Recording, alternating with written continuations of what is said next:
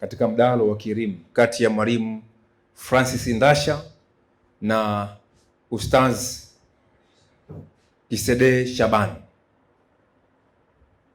Na kuna mada ambazo zimechaguliwa ziko mbili kwa leo, ambayo kwa neema Mwenyezi Mungu na mimi nitaenda kuzimaliza vizuri, ingawa tumechelewa. Kwanza tukumlazi na samani sana kwa wote ambao mmengojea mdahalo huu ambao ulikuwa ufanyike saa 4 kamili mpaka saa 11 jioni. Ya mada ya kwanza ni nani Muhammad alitumwa na nani? Hii ni mada imechaguliwa na upande wa Kristo, kwa Ndacha ataenda kuisimama nayo. Na mdahalo huu ni kati ya Mwalimu Ndacha na Udetena na Ustaz Kisedee Shabani. Kulingana na hii mada ambayo tumechagua upande wa Kristo, ataenda kuipandisha Ndacha kwa dakika 20. Bila kuchelewesha muda, Mwalimu Ndacha, nikuombe uchukue nafasi hii kupandisha mada hii. Karibu. Asante kwa muda ambao nimeweza kupata niweze kupeleka mada ya siku ya leo. Ingawa nilitarajia niweze kupata muda mwingi kwa sababu mada hii ni kubwa, ingawa kwa bahati mbaya walimu wa Kiislamu wakaja kwa kuchelewa. Kwa hivyo muda ambao umepatikana ni muda mchache ambao nitaweza kuutumia vizuri kufundisha ulimwengu ya kwamba Mtume Muhammad ambaye leo anaaminika katika dini ya Kiislamu hajatumwa na Mungu, na aliyemtuma Muhammad naenda kutoa Muhammad alitumwa na nani? Kwa sababu leo Waislamu wanawekelea kwamba Muhammad alitumwa na Mungu. Hiyo ndio sababu ya kuomba mada hii. Ilikuwa nimeiomba makusudi. Kitu cha kwanza katika Biblia tumeruhusiwa kuwakataa manabii ambao Mungu hajawatuma. Na nikianza na andiko la Mathayo 7 mstari wa 15. Inasema Mathayo 7:15. Nasikia wanasema safi na wangoja. Twende. Jihadharini na manabii wa uongo. Jihadharini na manabii wa uongo. Watu wanaojia wamevaa mavazi ya kondoo. Lakini kwa ndani ni mbwa mwitu wakali. Subiri.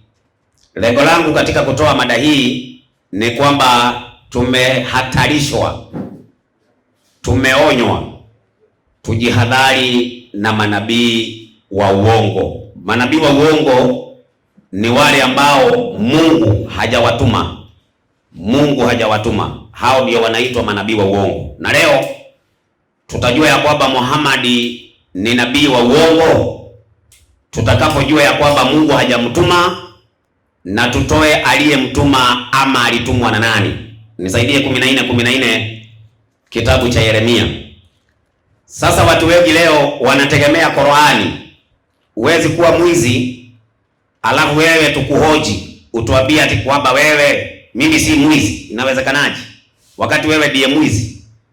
Tunatafuta ushahidi kwako wakati tunakuhoji wewe ndiye mwizi, alafu tuje tukuulize wewe ni mwizi? Huwezi kutuambia wewe ni mwizi. Kwa hivyo hatuwezi kumtegemea Muhammad atueleze habari zake. Lazima tuangalie nje ya namna alivyopata utume wake, kado na hii Qur'ani, kwa sababu hii Qur'ani yeye mwenyewe anajitangaza mimi ni nabii nimetumwa na Mungu. Huo ni uongo. Soma msomaji kwanza. Inasemaje? Ndipo Bwana akaniambia, hao manabii wanatabiri uongo kwa jina langu. Mimi sikuwatuma wala sikufanyaji? Sikuamuru. Lakini wanakuja wakidai wametumwa na nani? Na Bwana, na Mungu. Lakini Mungu anasema sijawatuma, ni jina langu wanatumia, lakini mimi sijawatuma. Kwa mfano, nisaidie Qur'ani 13:43. Leo Muhammad mwenyewe anajishuhudia ya kuwa yeye ni mtume wa Mungu. hatuwezi kutegemea ushahidi wake. Tunapomchunguza yeye, lazima tuangalie sehemu ambaye yeye mwenyewe tutamjua kwamba hajatumwa na Mungu, kado na yeye mwenyewe. Soma msomaji. Inasemaje? Na wanasema waliokufuru. Sasa hapa Muhammad anasema, wanasema waliokufuru, wewe si mtume. Wewe si mtume. Sema. Mwenyezi Mungu anatosha kuwa shahidi baina yangu na baina yetu. Hapa kuna ujaja usiposikiliza kwa makini. Hapa tunaambiwa Muhammad ni kama anaongea na mtu mwingine ambaye anamwambia sema. Sasa kama anamwambia sema, inatakikana huyo mtu aseme, waambie wewe ni nabii, wewe umetumwa na Mungu. Lakini maneno haya yana ujaja wa Muhammad, sio Mungu. Soma msomaji, maliza. Inasema sema. Mwenyezi Mungu anatosha kuwa shahidi baina yangu na baina yenu, kwamba kuwa mimi ni mtume. Si kuwa wewe ni mtume, kuwa mimi ni mtume. Sasa hapo hakuna mwingine anayesema Muhammad ni mtume, ni yeye mwenyewe anasema ati Mungu ni shahidi yake ya kwamba yeye ni mtume. Ni yeye anajisemea mimi ni mtume. Hayo maneno ya Muhammad si ya kweli, ni ya uongo, kwa sababu hakuna mahali Mungu amewahi kumuongelesha Muhammad, hakuna mahali, wala hakuna mahali Muhammad amewahi kusikia sauti ya Mungu. Na kwa sababu hajawahi kusikia sauti ya Mungu, ndio maana leo tunataka kujua aliyemtuma Muhammad ni nani. Hiyo ndio mada ya leo. Sasa katika Qur'ani 7:158 aya ambazo Waislamu leo wanazitegemea kuambia watu duniani ati ya kwamba Muhammad ametumwa na Mungu, ni maandiko ambaye Muhammad mwenyewe anadai.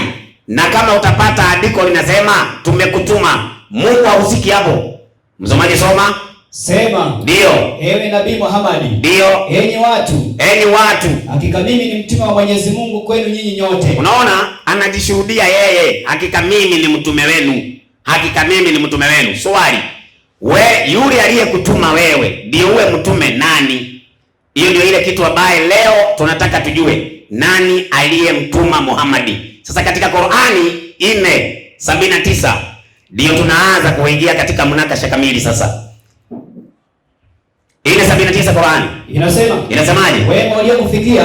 Sasa hapa tunaambiwa wema uliokufikia wewe Muhammad umetoka kwa Mwenyezi Mungu. Twende. Na ubaya uliokufikia unatoka nafsini mwako. Twende. Mwenyewe amefanya mambo hata yakakufika hayo. Safi. Nasi tumekupeleka kwa watu. Sio nasi nimekupeleka kwa watu, kwa sababu kama angetumwa na Mungu angesema, kama mtasema nasi ni Mungu ni sawa, lakini andiko lingekuwa nasi nimekupeleka kwa watu, sio nasi tumekupeleka. Kwani atakuwa ametumwa na Mungu wangapi? Kwa sababu andiko linasema nasi tumekupeleka kwa watu. Nasi tumekupeleka kwa watu.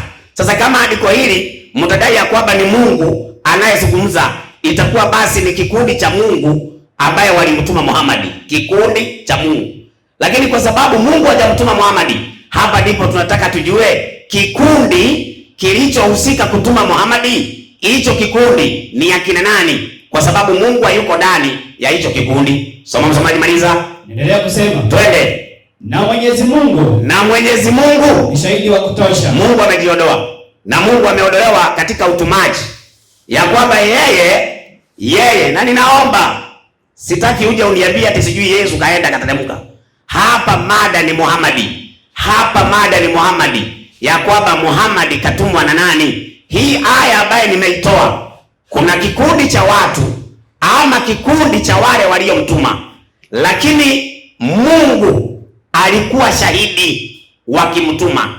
Sio Mungu alimtuma, nasi tumekupeleka kwa watu kuwa mtume, na Mwenyezi Mungu ni shahidi. Kwa hivyo Mungu hakumtuma Muhammad. Kuna wale waliomtuma Muhammad, Mungu akiwa shahidi. Sasa leo Waislamu ukiwauliza habari za utume wa Muhammad, kulingana na vile wanavyoelewa Waislamu wa leo, wanaelewa utume wa Muhammad umepatikana kwenye pango la Hira kule Maka. Kwa sababu gani? Kuna kitabu ambacho kimeandikwa na aliyekuwa kadhi mkuu wa Kenya, anaitwa Shehe Abdalla Farisi, kinaitwa Wakeze Mtume, Wakubwa na Wanawe. Nisomee ukurasa wa 12. Kuna mahali wanasema Muhammad alifika miaka 38. Akiwa na miaka 38 ndio amehamia kwenye majabali, kwenye pango. Huko ndiko tunaambiwa alienda kuupokea utume wake huko. Soma msomaji tusikie. Inasema ndio, hata siku moja katika mwezi wa Ramadhani, ndio, na hali ya kuwa mtume kashatimiza miaka 40. Safi. Siku hiyo Jibrili alimdhihirikia na kumjuvia kuwa ndio kashakuwa nabii. Sasa hapa unajua, ukiwa mtu mwerevu unatakikana kusikiliza maneno ya mtu, na ndio unaona mtu anapelekwa kotini, anafungwa kwa sababu ushahidi wake unaonekana ni wa uongo. Sasa hapa tunaambiwa ate kwenye pango Muhammad alipatana na malaika wa Mungu anaitwa Jibril au Gabriel. Mimi nasema hapa katika mibali hii, Muhammad hajawahi kupatana na nabii na malaika wa Mungu anaitwa Gabriel ama anaitwa Jibril. Huo ni uongo. Huo ni uongo ambao unaenezwa na Waislamu leo. Teremka chini. Inasema ndio, alimdhihirikia na kumjuvia kuwa kashakuwa nabii. Safi kabisa. Na vituko vingi alimfanyia kama tunavyosikia. Kwanza tunaambiwa alienda kupokea utume, lakini kwenye pango wanasema alienda kufanyiwa vituko. Salimu kama msomaji. Basi mtume akafanya hofu, akarejea kwa mkewe. Sasa mtume akawa na hofu, akarejea kwa mkewe. Akamhadithia. Akamanyaje? Akamhadithia. Na pale homa kubwa kabisa ikampanda. Hakuna nabii yoyote amewahi kwenda kupata utume akirudi kwa nyumba ana homa. Muhammad anatuambia amepatana na malaika kulingana na kitabu hiki cha Waislamu. Amepatana na malaika Gabrieli, lakini anaporudi kwa bibi yake anarudi akiwa na homa. Alafu anatuambia wamepatana na malaika. Malaika anakupa homa. Homa ndio utume. Soma msomaji. Akataka afunikwe manguo.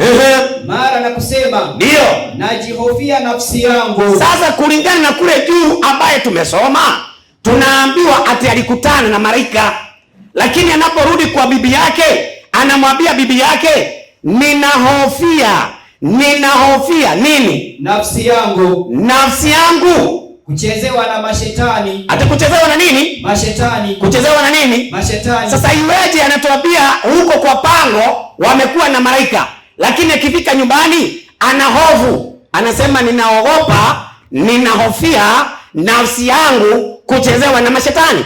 Kwa hivyo ina maana kwa ushahidi wa Muhammad kwenye pango alitokewa na mashetani, lakini kwa shehe anasema aliyemtokea ni malaika Gabrieli. Lakini Muhammad mwenyewe anapomwambia mke wake, anamwambia mimi kwenye nimetoka kwa pango ninahofia nafsi yangu kuchezewa na mashetani. Twende. Anaendelea kusema ndio, kuchezewa na mashetani na kuniharibu akili yangu. Safi. Na kunizuga. Ndio. Bibi Khadija pale akamdhikiza. Bibi Khadija akafanyaje? Alimdakizi. Endelea. Akamwambiaje? Wacha hayo.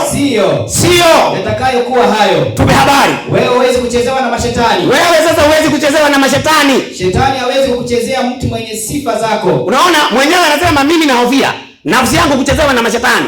Yule anamwambia hawezi kuchezewa na mashetani ni bibi yake na ako nyumbani, yeye hakuwa kwa pango. Muhammad alikuwa peke yake kwa pango na yeye anahofia nafsi yake kuchezewa na mashetani, lakini bibi yake anamuondolea hofu. Anamwambia wewe hauwezi kuchezewa na mashetani. Twende. Endelea kusema. Ndio. Mimi naona nimeshakuwa mtume. Unaona, utume kwa bibi yake umeanza kupatikana. Alafu unakuja kuwekelea Mungu. Utume huo ushapata, bibi kampa utume Muhammad. Kwa hivyo kwanza, mtu wa kwanza kuhusika kwa kupeana utume kwa Muhammad ni bibi yake Bi Khadija. Huo ndio wa kwanza. Amesema mimi naona wewe ushapata nini? Utume. Tupe habari. Nasema mtume alipochukua usingizi, mtume alipopatwa na usingizi, alitoka Bibi Khadija akaenda kwa ile jamaa yake. Sasa tunaongeza wa pili. Bibi Khadija akaondoka akaenda kwa jamaa yake Bwana Waraka bin Nafai. Padri wa Kinasara. Akamjuvia haya. Akamwambiaje? Yule padri akamwambia. Rudia.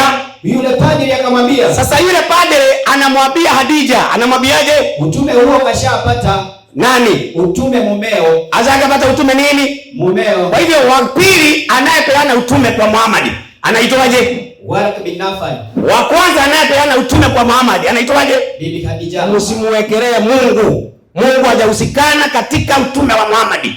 Sasa wakati Qur'ani hii inapoandikwa, utume ushapeanwa na Hawa. Sasa kwa katika Qur'ani ndani utasikia Muhammad ni mtume, Muhammad ni mtume. Sio Mungu anasema, ni Hawa. Ni Hawa.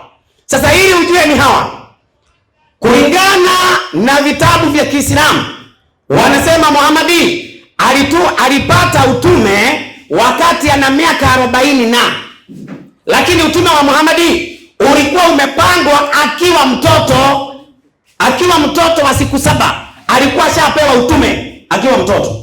Lakini leo Waislamu wanatuambia Muhammad amepata utume, ametokewa na malaika Gabrieli kwenye pango. Malaika Gabrieli hawezi kutokea mtu na akose kujitambulisha. Ndio naona shehe, hakuna mahali Muhammad amewahi kusema kwa pango nilitokewa na malaika. Hakuna.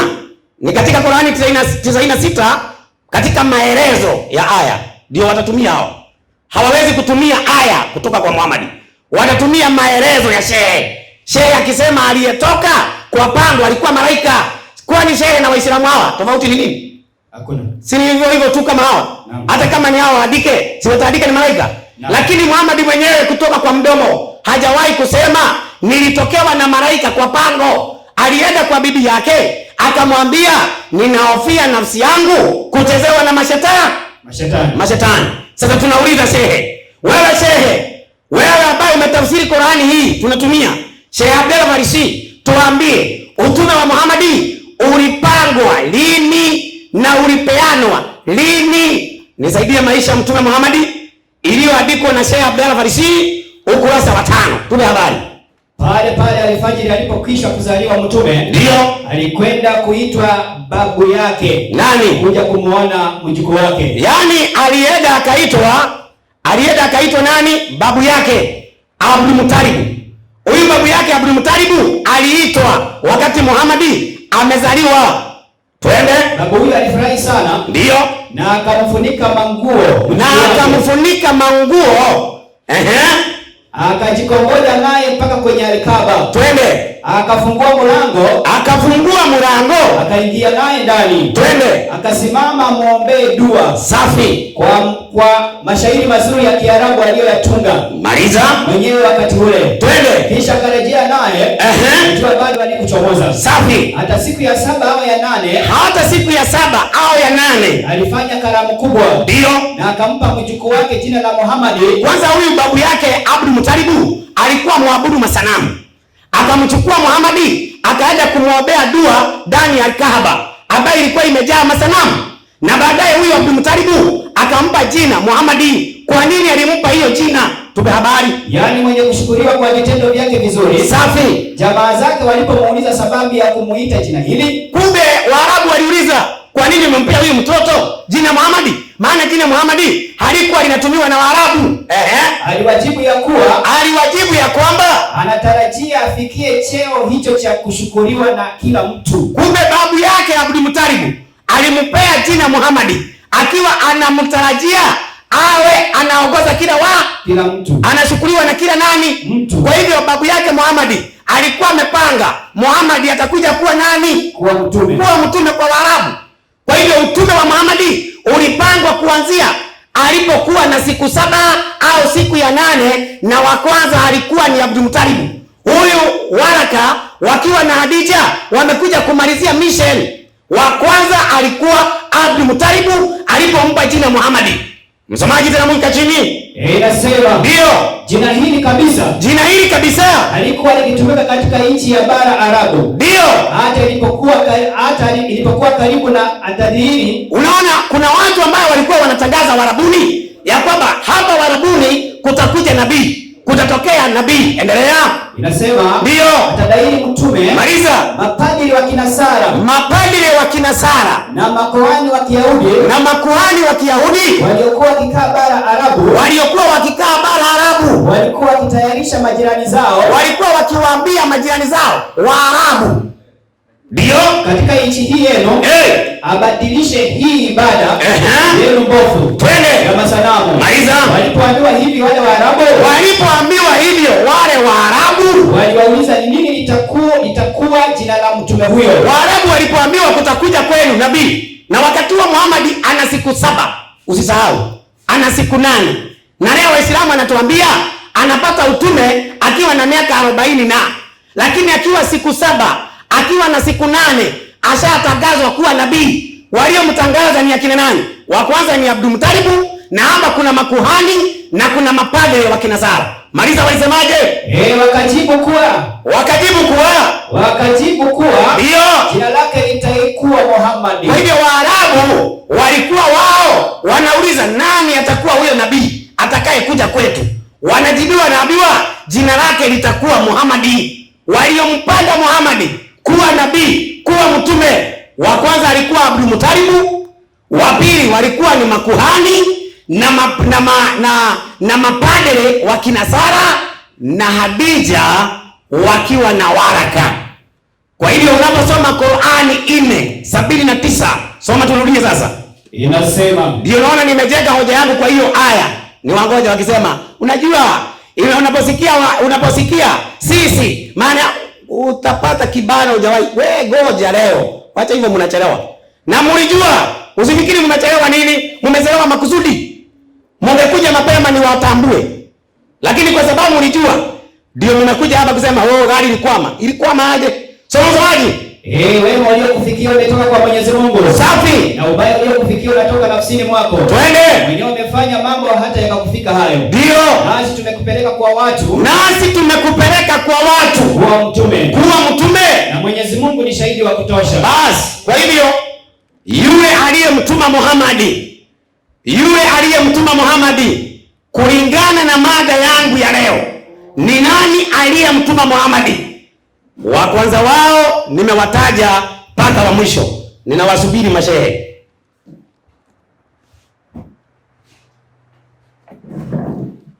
Dakika 20 neti imeongezeka sekunde 1 tu. Sasa ni upande wa pili sasa kupandisha mada, na bila shaka wote wa Kristo mmesikia alichokisema Mwalimu Ndacha pamoja na Waislamu. Sasa nimpandishe Mwalimu Kisede kwa dakika 20.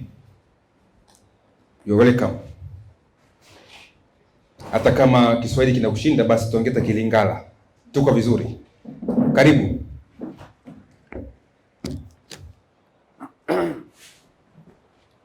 Assalamu alaikum warahmatullahi wabarakatuh.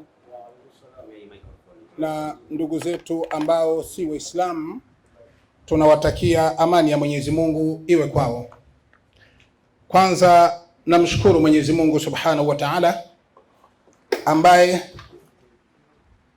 katupa muda maalum wa kuweza kusimama na kufanya munakasha na ndugu zetu katika hali ya kuweza kuelekezana. Sala na salama zimwendee kiongozi wa umma, takaso la dunia, mwokozi wa ulimwengu, ambaye ndiye mbora wa viumbe vyote. Huingii peponi bila kupitia kwa kiongozi wa umma, Bwana Mtume Muhammad, bwana wa mitume wote, akiwemo Isa ambaye ndiye Yesu wanavyomuita ndugu zetu. Mada ambayo imepangwa kwa siku ya leo kutokana na munakasha wa mimi na ndugu yangu Ndacha. Mada ya kwanza, Mtume Muhammad katumwa na nani? Hiyo ndiyo mada ya kwanza, na amezungumza mada hiyo kwa dakika 20. Cha kwanza, kabla mimi sijaongea, nampa pole nikisema masikini. Pole sana ndugu yangu. Yaani nilikuwa sifikirii kama Ndacha leo ataongea hivi kama mtoto. Unaona alivyokuwa ameongea katika mitandao, takomesha Uislamu naenda kuzika. Ndio hivi. Ndio ya kuzika Uislamu hivi. Huruma sana kwa kweli. Mtu mwenye elimu hawezi kuzungumza hivi. Nadhani kwamba kuna hoja ya kimsingi ambayo utazungumzia itikise dunia, itikise Afrika, uthibitisho bayana kwamba Muhammad si mtume, lakini unakuja na dhana Waraka kampa utume. Sijui kaza wa kaza. Wapi Waraka amempa utume anakuambia tangu leo wewe nakupa utume? Wapi Khadija amemwambia tangu leo mimi nakupa utume? Wapi? Alafu kitu cha ajabu, kwa kutaka kujifungia fungia, unaanza kata. Kweli tumechelewa, na sababu ya kuchelewa ipo, kila mtu anajua. Tulikuja na gari, iliingia kwenye mchanga ikazama. Leo unakataa kwamba hapana? Yaani inamaanisha kuchelewa kwetu ndio hoja unataka kupelekea watu kama tuliokopa. Sasa kama tuliokopa, kwa nini basi tumekuja? Kwa nini basi tumekuja? Tumekuja vile vile, mvua imenyesha. Ina maana mvua kunyesha ndio unapata hoja wewe, waliokopa. Sasa kama hatungekuja, si ndio ungetumaliza? Tungekunya maji kweli? Kiufupi, cha kwanza alichozungumza ndugu yangu, kila kitu, kila pointi ya muhimu nimeiandika hapa. Hakuna popote alikotoa ndacha inayothibitisha Muhammadi hakutumwa na Mungu. Hakuna popote. Uwe ni Mkristo bila ushabiki, unavyomsikia bila ushabiki, ukafanya ukaguzi wa hiki anachokiongelea na kile alichotoa. Ametoa baadhi ya watu wanamshuhudia Bwana Mtume Muhammadi, wanamkubalia Bwana Mtume Muhammadi, hakika wewe ni mtume. Yaani wanamshuhudia, wanamthibitisha kwamba wewe ni mtume. Hawampi utume, bali wanamkubali na kumtabiria kwamba wewe ni mtume wa Mungu.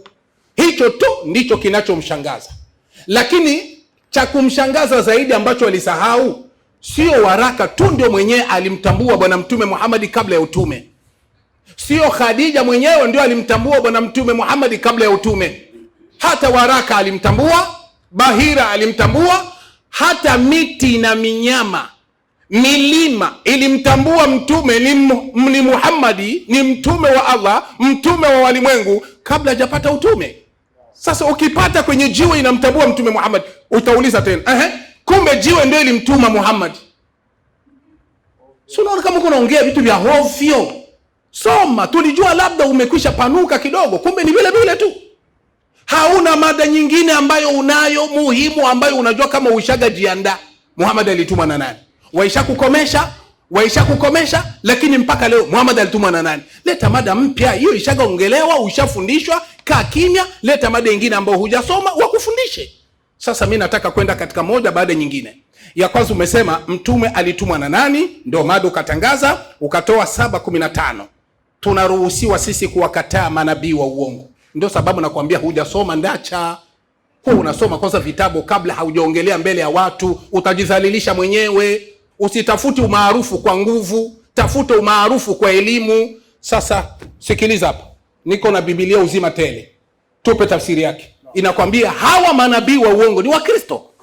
Sasa unaanzeje kumwingiza Bwana Mtume Muhammad pale? Tatizo haukusoma ndicho kinachokuletea matatizo. Tusisubutu hata kwenda kuongea. Akitaka mimi nitampa. Uzima tele Biblia 7:15 na kushuka inasema wale manabii wa uongo ambao Yesu alisema wanavaa mavazi ya kondoo, lakini kwa ndani mwao ni mbwa mwitu wakali, mtawatambua kwa ndimi zao. Yesu alikusudia Wakristo, manabii wa Kikristo akiwemo ndacha. Ni manabii wa uongo na kile watakachowaambia ni cha uongo, si cha Bwana Yesu. Moja wapo ni ndacha. Hii ni Biblia. Na wewe ni wa uongo. Kitabu ndio kinasema, sio mimi. Mkisema tupe andiko, baadaye ya kuja nitakupa. Nasema kwa sababu sina wasiwasi. Usiongezi tena kwa naongelea hiyo, ongelea maneno mengine ya Biblia ya kumthibitisha Muhammad si mtume. Biblia nzima hakuna andiko la kuthibitisha Muhammad si mtume katika Biblia. Hakuna. Mwanzo wa Biblia mpaka mwisho wa Biblia. Mwanzo wa Qur'an mpaka mwisho wa Qur'an. Alama yoyote, andiko lolote kwamba Muhammad hakutuma na Mungu hakuna. Amekuja kwa dhana. Amesema ya pili katika 14:14 ni hayo Mungu amewakataa manabii wa uongo. Ndio hao ambao Yesu aliwatabiri, moja wapo tunampata ni ndacha na wengine. Sio Bwana Mtume Muhammad. Hiyo kwanza tia pembeni, usiongezeke kuitia mbele ya watu. Ingine anaongea hivi, hatuwezi kumtegemea Mtume Muhammad maneno yake kuwa ni ya kweli kwa sababu mwenyewe ndiye anaongea. Kwa hiyo kile anachokiongelea mwenyewe hatukikubali sisi, mwenyewe ndio amesema. Alafu nikashangaa Aisha sema hatukubali maneno ya Muhammad, kisha anatoa 4:79. Mwalimu, hebu soma hilo andiko. Anatoa andiko ambazo Muhammad anasema ndani ya Qur'an. Na huko ameshasema hatukubali maneno ya Muhammad kwa sababu mwenyewe alikuwa anajisemea, sio Mungu, kwa hiyo maneno yake tunaikataa. Sasa kama mnaikataa, ilitakiwa Qur'ani yote tia pembeni, kwa sababu ni maneno ya Muhammadi. Toa sasa Biblia ambayo si maneno ya Muhammad. Yaani unafanya kichekesho. Soma Ndacha, hata kuwa unakurupuka na maneno mengi, unajifanya kuna maandiko mwingi, hadithi nyingi. Tazama hadithi zinaongelea tofauti na kile kenye unajua. Mimi nilijua labda ni mwingine atakuja hapa, labda angekuwa Mwankemwa wengi. Unatuchosha bana. Soma hiyo andiko. Inasema usema tena, walimu wa uongo ambao kwa nje wanaonekana wenye haki, bali kwa ndani ni mbwa mwitu wakali. Ndio. Tupe tafsiri, twende tafsiri, ufafanuzi huyo. Kuna nyakati nyingine wanaweza kutambuliwa kwa matunda yao. Twende. Tunda la walimu wa uongo litakuwa kudhihirika kwa tabia mbaya kabisa. Wa uongo litakuwa kudhihirika kwa tabia mbaya. Twende kazi. Katika maisha ya wafuasi wao kama ifuatayo. Watakuwa ni Wakristo. Basi. Takbir. Allahu Akbar. Acha kwa na kurupuka. Unapotoa andiko kwanza ijadili, isome andiko, tizama ufafanuzi, usi unababaika kuja kuongelea mbele ya watu. Mimi ni mwalimu na nilikwambia nitakufundisha. Ungelijua hivi, haungetoa 5:17, haungeitoa. Lakini kwa kuwa haujafanya utafiti, ndio maana haujui. Na kuhusu manabii wa uongo, mimi ni Bwana wa kukufundisha kila vipengele. Nitakupa kila kipengele. Yaani ukikurupuka tu kuja manabii wa uongo, basi nitakuonesha nani fundi wa kuhubiria manabii wa uongo. Najiamini kwa hilo. Yaani nitakuosha. Tunakwenda katika la pili, ameongelea kwamba Qur'ani 13:43 amejishuhudia mwenyewe siye Mungu, na ndio maana nimekwambia haungetoa Qur'ani. Kama unajua Muhammad kajishuhudia mwenyewe, usigusi Qur'ani, kwa sababu mwisha kataa kwamba simuamini Muhammad kwa maneno yake, kwa sababu mwenyewe ndio anajisemea ndani ya Qur'ani sio Mungu. Kama ni Muhammad anajisemea ndani ya Qur'ani, muache sasa, usigusi Qur'ani. Lakini la ajabu unagusa Qur'ani ili utafute jawabu ya hoja zako. Kama unagusa Qur'ani, maana yake unajipiga kipasi kwa neno ulilotanguliza, mwenyewe unajifuruga. Na kitu cha pili, umesahau kama ulisema kama mwenyewe Muhammad ndio aliyejisemea ndani ya Qur'ani, unakuja kutupa tena 4:79 inasema uwema uliokufika unakufika kwa wema wako, na ubaya uliokufika ni kutokana na kile ulichokifanya, sisi tumekutuma. Ukasema hii sisi sio tena Muhammad. Huku ulisema Muhammad mwenyewe ndio anasema ndani ya Qur'an. Tena unatupa andiko, kuna watu ndio wanasema. Tutakuelewa vipi? Hauna msimamo wa kile unachokiongea. Wewe unatuonesha watu ndio wanampa Muhammad utume, bimaana wao ndio wanasema, sio tena Muhammad. Na huku unasema Muhammad mwenyewe ndio anasema ndani ya Qur'an, hatumwamini. Sasa hawa sisi ni wanani tena? Unasema ni waraka. Dakika 10 Asante. Sasa kama ni waraka, sasa mbona ulisema Muhammad ndio anasema, kumbe na waraka naye anasema ndani ya Qur'an? Tunashindwa, tutakuelewa vipi? Sasa la ajabu, ili nikuoneshe kama wewe unaongelea pumba, vitu ambavyo hujui, inabidi nikutengeneze. Nataka kwenda sawa na akili yako, ili nithibitishe kinaga ubaga watizamaji wetu kama Ndacha hajui, ni kukurupuka tu maneno mitandani. Mimi hatari, hamna lolote. Sasa naenda sawa na akili yake. Amesema 7:79 waraka na Khadija ndio sisi, ikiwa na maana ndio anampa utume, si ndivyo alivyosema? Nataka niende sawa na akili yake. Qur'ani 4:164. Naenda sawa na akili yako, nikuoneshe kama huko naongelea ambavyo hujui. Unachekesha watu. Qur'ani 4:164. Soma hiyo. Qur'ani 4:164 inasema. Inasemaje? Bismillahirrahmanirrahim. Naam. Na tuliwapelekea wahi mitume tuliokuhadithia. Simama. Ile sisi, ule uwingi unatumika hapa kwamba tuliwapelekea mitume. Ikiwa Khadija na waraka ndio walimpa Muhammad utume, kwa sababu imeandikwa sisi kwa uwingi, huo uwingi ndio unaenda katika 4:164 tulipeleka mitume. Kama waraka na Khadija ndio walimpa utume, basi kumbe itakuwa waraka na Khadija umewapeleka mitume. Tupe kazi. Na tuliwapelekea wahi mitume tuliokuhadithia habari zao. Unaona, huo wingi ulipeleka mitume, ulifunulia mitume tuliokupa habari zako. Habari zao tulikupa wewe Muhammad. Twende kazi. Zamani na mitume ambao hatukuhadithia habari zao. Twende kazi. Na Mwenyezi Mungu akamsemeza Musa. Tuendelee. Tuache kwanza. Tuendelee. Naam. Na Mwenyezi Mungu akamsemesha Musa. Imekwisha eh? Sasa manabii wote walitumwa na sisi. Kwa hoja uliotoa, kwa kwenda na akili yako, ulisema sisi ni Khadija na Waraka. Kumbe Khadija na Waraka kwa mujibu wa sisi, basi watakuwa ndio waliwatuma mitume. Ukisoma 287 Qur'an, hata Isa Yesu katumwa na sisi. Ina maana Waraka na Khadija wamemtuma Yesu. Hivi kweli utakuwa na hoja? Hakuna hoja. Ulitakiwa ulete uthibitisho Muhammadi hakutumwa na Mungu, lakini tangu naanza mpaka mwisho hakuna kitu kama hicho. Hiyo ni hoja na kuachia hapo. Njoo utuambie hii sisi imemtuma na Yesu. Je, ni Waraka na Khadija? Tunakwenda katika kipengele cha kufuata. Unasema 7158 Qur'an inasema hivi, umesema kwamba kajisemea mwenyewe Muhammadi, sio Mungu ndio kasema. Soma 7158 Qur'an. Umesema uongo. Maneno unayoyasema umepachika ambavyo haviko kwenye 7154. Na ndio sababu Ndacha una matabia ambayo wewe unapokuwa unahubiri watu, maneno unayoyasema tofauti na kile kinachoandikwa. Alafu unajikakamua, mimi hatari, mimi hatari. Si afadhali basi angekuwa mwingine? Hapana wewe. Soma hiyo andiko, alisema kwamba ni Muhammad mwenyewe kasema. Soma 7158 Qur'an. 7158 Qur'an inasema. Naam. Bismillahirrahmanirrahim. Naam. Sema, ewe Nabii Muhammad. Naam. Enyi watu, hakika mimi ni mtume wa Mwenyezi Mungu. Simama. Aya inaanza sema ewe Nabii Muhammadi. Ina maana msemaji hapa si Muhammadi, kuna yule ambaye anayemwambia aseme. Sasa wewe umepachika kwamba mwenye alikuwa anajisemea hapa ni Muhammad. Sasa kama ni Muhammad, Muhammad ndio atasema sema ewe Muhammad. Ndacha, una matatizo ndugu yangu. Malizia. Hakika mimi ni mtume wa Mwenyezi Mungu.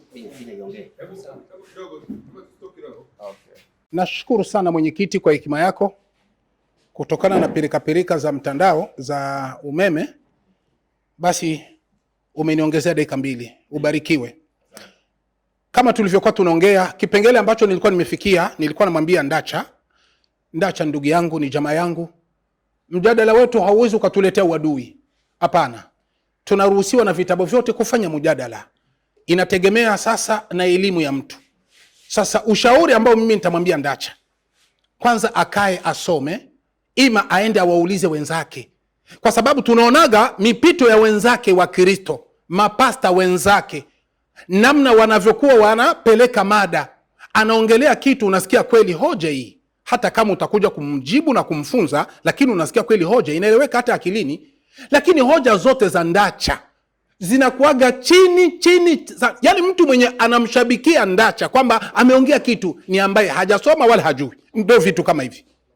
Kwa hiyo ninamshauri akae awe anasoma, ajifunze kwa wenzake, au aende muulize ngalau Mwankemwa. Mwankemwa ni mwalimu mzuri, anamfundishaga Ndacha vizuri na anamuikaza chini kweli, na watu wanashuhudia kweli, Mwankemwa ni mwalimu mzuri, anamkomesha Ndacha kabisa. Anamfundishaga. Na si Mwankemwa tu, walimu wengi tu. Kuna walimu ambao wanakuwa wanazungumza, unakutana alivyozungumza mada ile Ndacha akaizungumza, lakini unakutana elimu ya Ndacha iko chini sana kuliko ya yule aliyepeleka. Sasa ushauri wangu wa mapenzi na undugu, si kwa ubaya, Ika chini Ndacha, soma. Tena unakuja kunitafuta mimi si ndio nitakubomoa? Tafuta ambao bado. Hapana mimi. Na bahati nzuri Waislamu waisha kukomesha. Na mimi tena bado unanitafuta. Ukimaliza na mimi nikisha kukukomesha na kukufundisha, baada ya siku utaanza kusema namtafuta sijui nani. Ingelikuwa uko na elimu ungekuwa unatafuta walimu wa Kiislamu, lakini bahati mbaya uko chini sana. Hivi unavyoongelea ndio vinakushusha sana, na bado katika hatua ya pili. Tunamalizia kusema hivi, amesoma katika maisha ya Mtume Muhammad akisema hivi kwamba hakuna popote ambako Mtume Muhammad mwenyewe alisema kwamba nimetokewa na malaika. Alisema hakusema? Alisema kabisa. Hakuna popote. Ndio sababu nakwambia Ndacha, ikaa chini usome. Usi unakurupuka vitu ambavyo haujui, utajidhalilisha na umaarufu hautafuti kwa nguvu. Sasa hiki kitu unachokifanya hiki itasababisha hata mafadhili wako wakukimbie. Soma sasa, tusomee hiyo maisha ya Mtume Muhammad. Tusomee kitabu Maisha ya Mtume Muhammad alikosoma yeye, ukurasa wa 9. Anasema kwamba Mtume Muhammad hakufikiwa na malaika. Mwenyewe amesema. Soma hiyo kisha utasoma na ile Ar-Rahiq al-Maktum. Soma. Asema Mtume Muhammad sallallahu alaihi wasallam. Mtume Muhammad sallallahu alaihi wasallam anasema. Anasemaje? Sikiliza. Nikasema kisha nikakumburuka kutoka katika usingizi wangu. Mtume akatoka katika usingizi wake. Nikaona kwamba moyoni mwangu mumeandikwa maneno hayo. Nikaona moyoni mwangu kumeandikwa maneno haya. Nikatoka hata nilipofika nusu ya jabali nateremka. Ndiyo. Nilisikia sauti ikitoka mbinguni ikisema, mimi Muhammadi nikasikia sauti inatoka mbinguni ikisema, ewe Muhammad, ewe Muhammadi, ewe Muhammad, ewe Muhammadi, wewe ni mtume wa Mwenyezi Mungu. Wewe ni mtume wa Mwenyezi Mungu. Na mimi ni nani? Ni Jibril. Jibril. Maneno ya Mtume Muhammad mwenyewe. Soma Ar-Rahiq al-Maktum ukurasa 104. Ongezea hilo. Msikilize bwana Mtume Muhammad. Kashuhudia nimetokewa na malaika Jibril. Sana. Inna lillahi wa inna ilahi rajiun. Soma hiyo ukurasa 104. Nilitoka, mimi Muhammad nilitoka nikiwa nalikusudia jambo hilo. Ikiwa nakusudia jambo hilo. Mpaka nilipokuwa katikati ya jabali. Nilisikia sauti kutoka mbinguni ikisema, ewe Muhammad, ewe Muhammad, ewe Muhammad, ewe Muhammad, wewe ni mjumbe wa Mwenyezi Mungu. Wewe ni mjumbe wa Mwenyezi Mungu. Na mimi nani? Na mimi nani? Ni Jibril alayhi salam. Bas, Mtume kasema. Tukimalizia katika maneno yake, amesema kwamba babu yake Muhammadi alimpa Muhammadi jina. Eti babu yake Muhammadi alimpa Muhammadi jina bado mdogo. Itakuwaje kafiri mshirikina anampa Muhammadi jina tukufu huku akitoa maneno ya kumpa utume, ikiwa na maana kwamba mtume alipewa utume na watu binadamu washirikina, sio Mungu? Kwa sababu unaona mshirikina anamtabiria Muhammadi kuwa mtume hali ya kuwa angali bado mdogo. Ikakushangaza. Ngoja tumuulize bwana Mtume Muhammad, mbona wewe umepewa utume bado mdogo, tena mshirikina? Sio hilo tu, nilikwambia mbeleni, na miti, mawe, milima, karatasi, miti, kila kitu kilimtambua Muhammad kabla ya utume. Acha tumuulize Mtume Muhammad, kwa nini kapewa jina? Kwa nini kabashiriwa? Kwa nini kaambiwa kabla ya utume? Ilikuwaje? Tusomee Ar-Rahiq al-Maktum. Lu'lu wal Marjan, hadithi ya 71. Soma hiyo. Nimetia alama pale. Sawa. Kwa hakika haitaingia peponi isipokuwa nafsi ya Muislamu. Haitaingia peponi nafsi yoyote ila nafsi ya Muislamu. Twende kazi. Na hakika Allah ataisaidia dini hii. Allah ataisaidia dini hii ya Kiislamu hata kwa kupitia mtu muovu. Bas, hata kwa muovu Mungu anaweza akathibitisha utume wa Muhammad. Hata kwa kafiri mtu anaweza akathibitisha utume wa Muhammad. Hata kwa mshirikina Mungu anaweza akathibitisha mtume Muhammad. Kwa hiyo huyo aliyempa mtume ambao ni babu yake ni mshirikina, kasemeshwa na Mungu. Na yeye hakujua alivyosema. Alijikuta tu tayari ameshampa Muhammad jina. Alijikuta tu tayari amemtambua huyu atakuwa ni mtu mtukufu. Sio yeye, kwa utukufu wa Muhammad, kwa ubora wa Muhammad, kwa utume wa Muhammad ilisababisha kujua tu kama huyu ndio hivyo. Mungu alimsemesha akajikuta tayari anaongea. Hakuna popote utaleta ambako mtume Muhammad si mtume wa Mungu. Kwa kumalizia 33:40 Qur'an. Angalia aliye mtume Muhammad. Hapana kuwa kurupuka vitu ambavyo hujui ndacha. Kaa chini usomeshwe.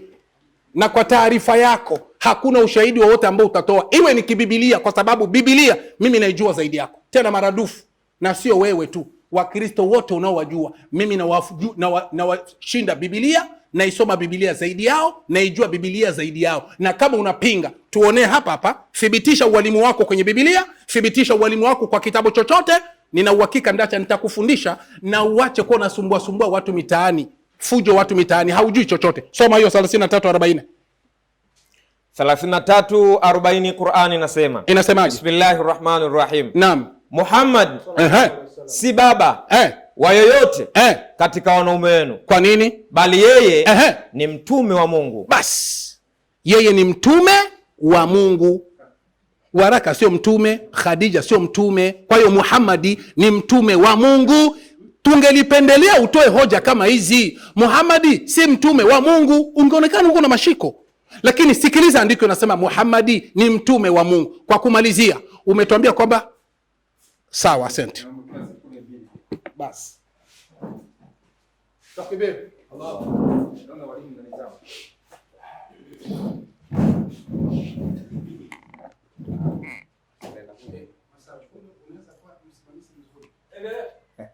hizi sasa nini? Hizi? Okay, sawa sawa. Haya, jamani, habari zenu? Nafikiri mali nayo vizuri eh? Nimeona Mwalimu Kisaidee Shabani ameungana Mwankemwa kumkabili Ndacha. Haya. Sasa dakika 20 zimeisha. Tunaingia dakika 10.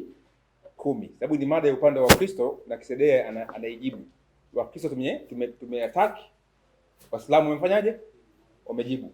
Kwamba ni nani kamtuma Muhammadi? Au Muhammadi ametumwa na nani? Ndacha karibu dakika 10. Na ningeomba wasomaji hapa huku na huku, sababu tunatumia hizo mic zingine zi chache za kufika huko, mtume sauti kubwa. Nikupa najaribu kusikia sauti, naona kidogo umesoma ikasikika eh. Sasa ongeza kidogo kiumeume. Shida mnakula sana wali, sauti ndogo. Mla ugali deme. Ongeza sauti kwa wasomaji eh, ili tuipate vizuri hapa. Basi Mungu awabariki. Karibuni. Dakika 10. Kwanza kitu ya kwanza, mimi ni masikitiko makubwa na ninasikitika sana kwa sababu kitu ya kwanza ambaye nimeona kwa mwalimu wa Kiislamu ni kujipiga kifua. Ni kujipiga kifua na kujidai ya kwamba yeye anajua. Kitu ya kwamba nitakupa ni salamu. Nisaidie kitabu kinaitwa Methali 27 mstari wa 2. Ndugu yangu, usijipige kifua. Ukitaka kusifiwa, ngojea watu wengine wakusifu. Lakini wewe mwenyewe unajisifu kwa mdomo wako na unajipea kikombe, wakati ya kwamba hoja nilizokuwekea hapa haujadhubutu kugusa hata kitabu kimoja nilichokisoma.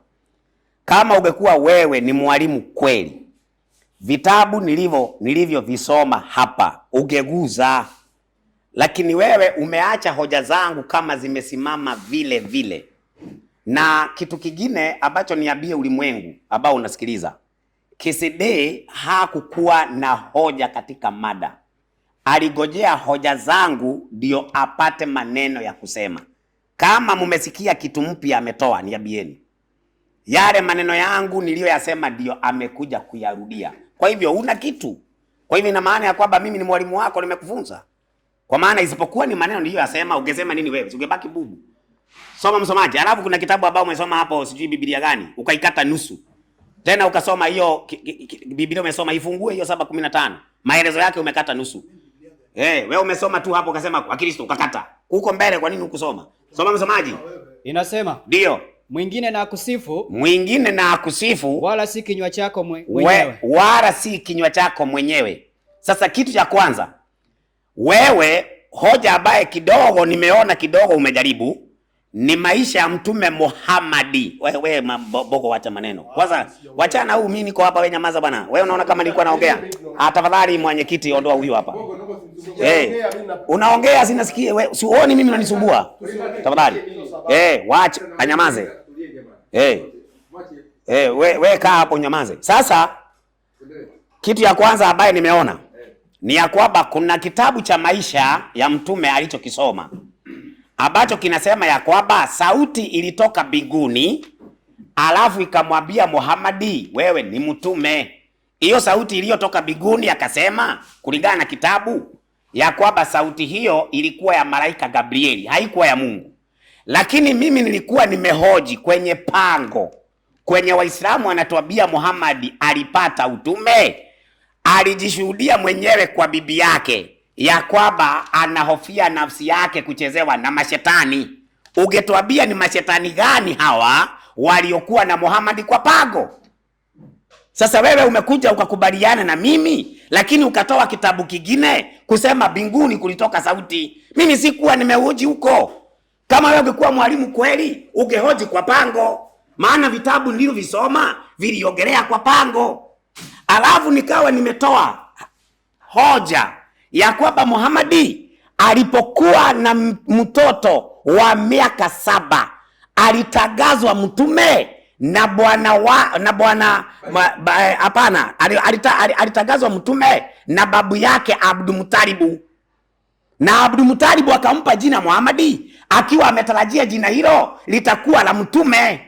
Sasa Abdulmutalibu alikuwa nabii, ndio ampe Muhamadi jina la atakuwa mtume. Ndio nikakwambia Abdulmutalibu wakiwa na Waraka, wakiwa na Hadija, wakiwa na mapadre, ndio waliokuwa wamempa Muhamadi utume. Ujafuja.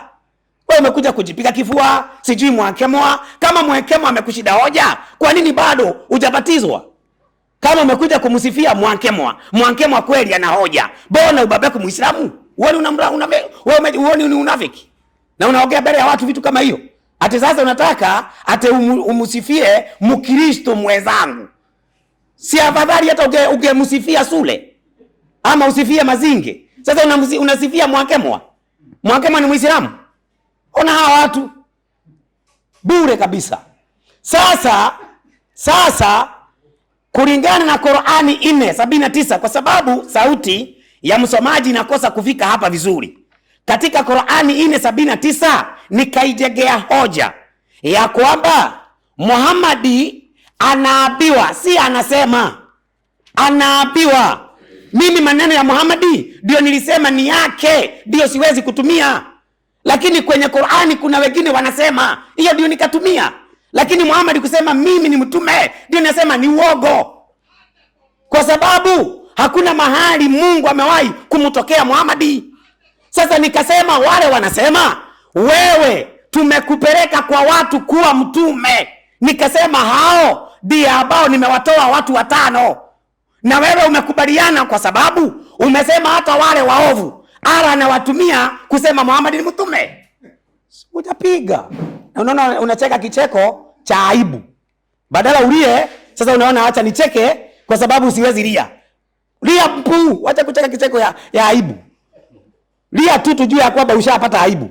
Kwa sababu mada imekulemea. Mimi nidhani ya kwamba hata huyu Kisedei sasa umetumia muda mwingi kujisifu. Wakati kuna hoja nimekuachia. Sasa yende katika kitabu kile, nipe hiyo kitabu. Al-Hakam Maktum. Sasa unaniambia kwamba ati Muhamadi kule aliobiwa na malaika. Hapa leta kwa sababu ya hapa kuna maneno yanasema hivi. Huyo ndiye Namus, yule ambaye anamwambia Muhamadi ametokewa na Namus, mjumbe ambaye Mwenyezi Mungu alimuleta kwa Musa na kwa Isa. Yule ambaye anasema maneno haya ni Waraka. Kwa hivyo Waraka ndiye anasema ati Namusi alitumwa kwa Musa, ati Namusi alitumwa kwa Yesu.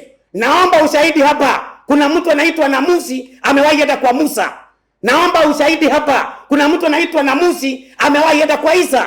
Haya ni maneno yenu na Waraka. Kuja guza kama ya kidume, ndio kitabu nimeweka hapo. Nimejeka hoja hapa. Muhamadi hakuna mahali ametumwa na Mungu. Na nikasema ushahidi ambao leo tunautoa ati ya kwamba Muhamadi anadai ametumwa na Mungu ni yeye anajisemea. Alafu natoa andiko la uongo ati ya kwamba Muhamadi anasema mimi si baba wa yoyote. Kwani Kasim baba yake nani? Kasim watamuita nani baba? Si Muhamadi yako na mtoto kijana anaitwa Kasim. Alafu natuambia ati Muhamadi si baba wa yoyote. Kasim baba yake nani? Mnadanganywa kabisa na mnadanganyika. Na mnadhani ya kwamba mna elimu. Mtu ana watoto, alafu anakuambia ati usimuite baba na ana watoto. Hao watoto wataita baba yao nani? Na ukifuata sababu nusura hiyo haya, Muhammad amechukua hata bibi ya mtoto akaoa.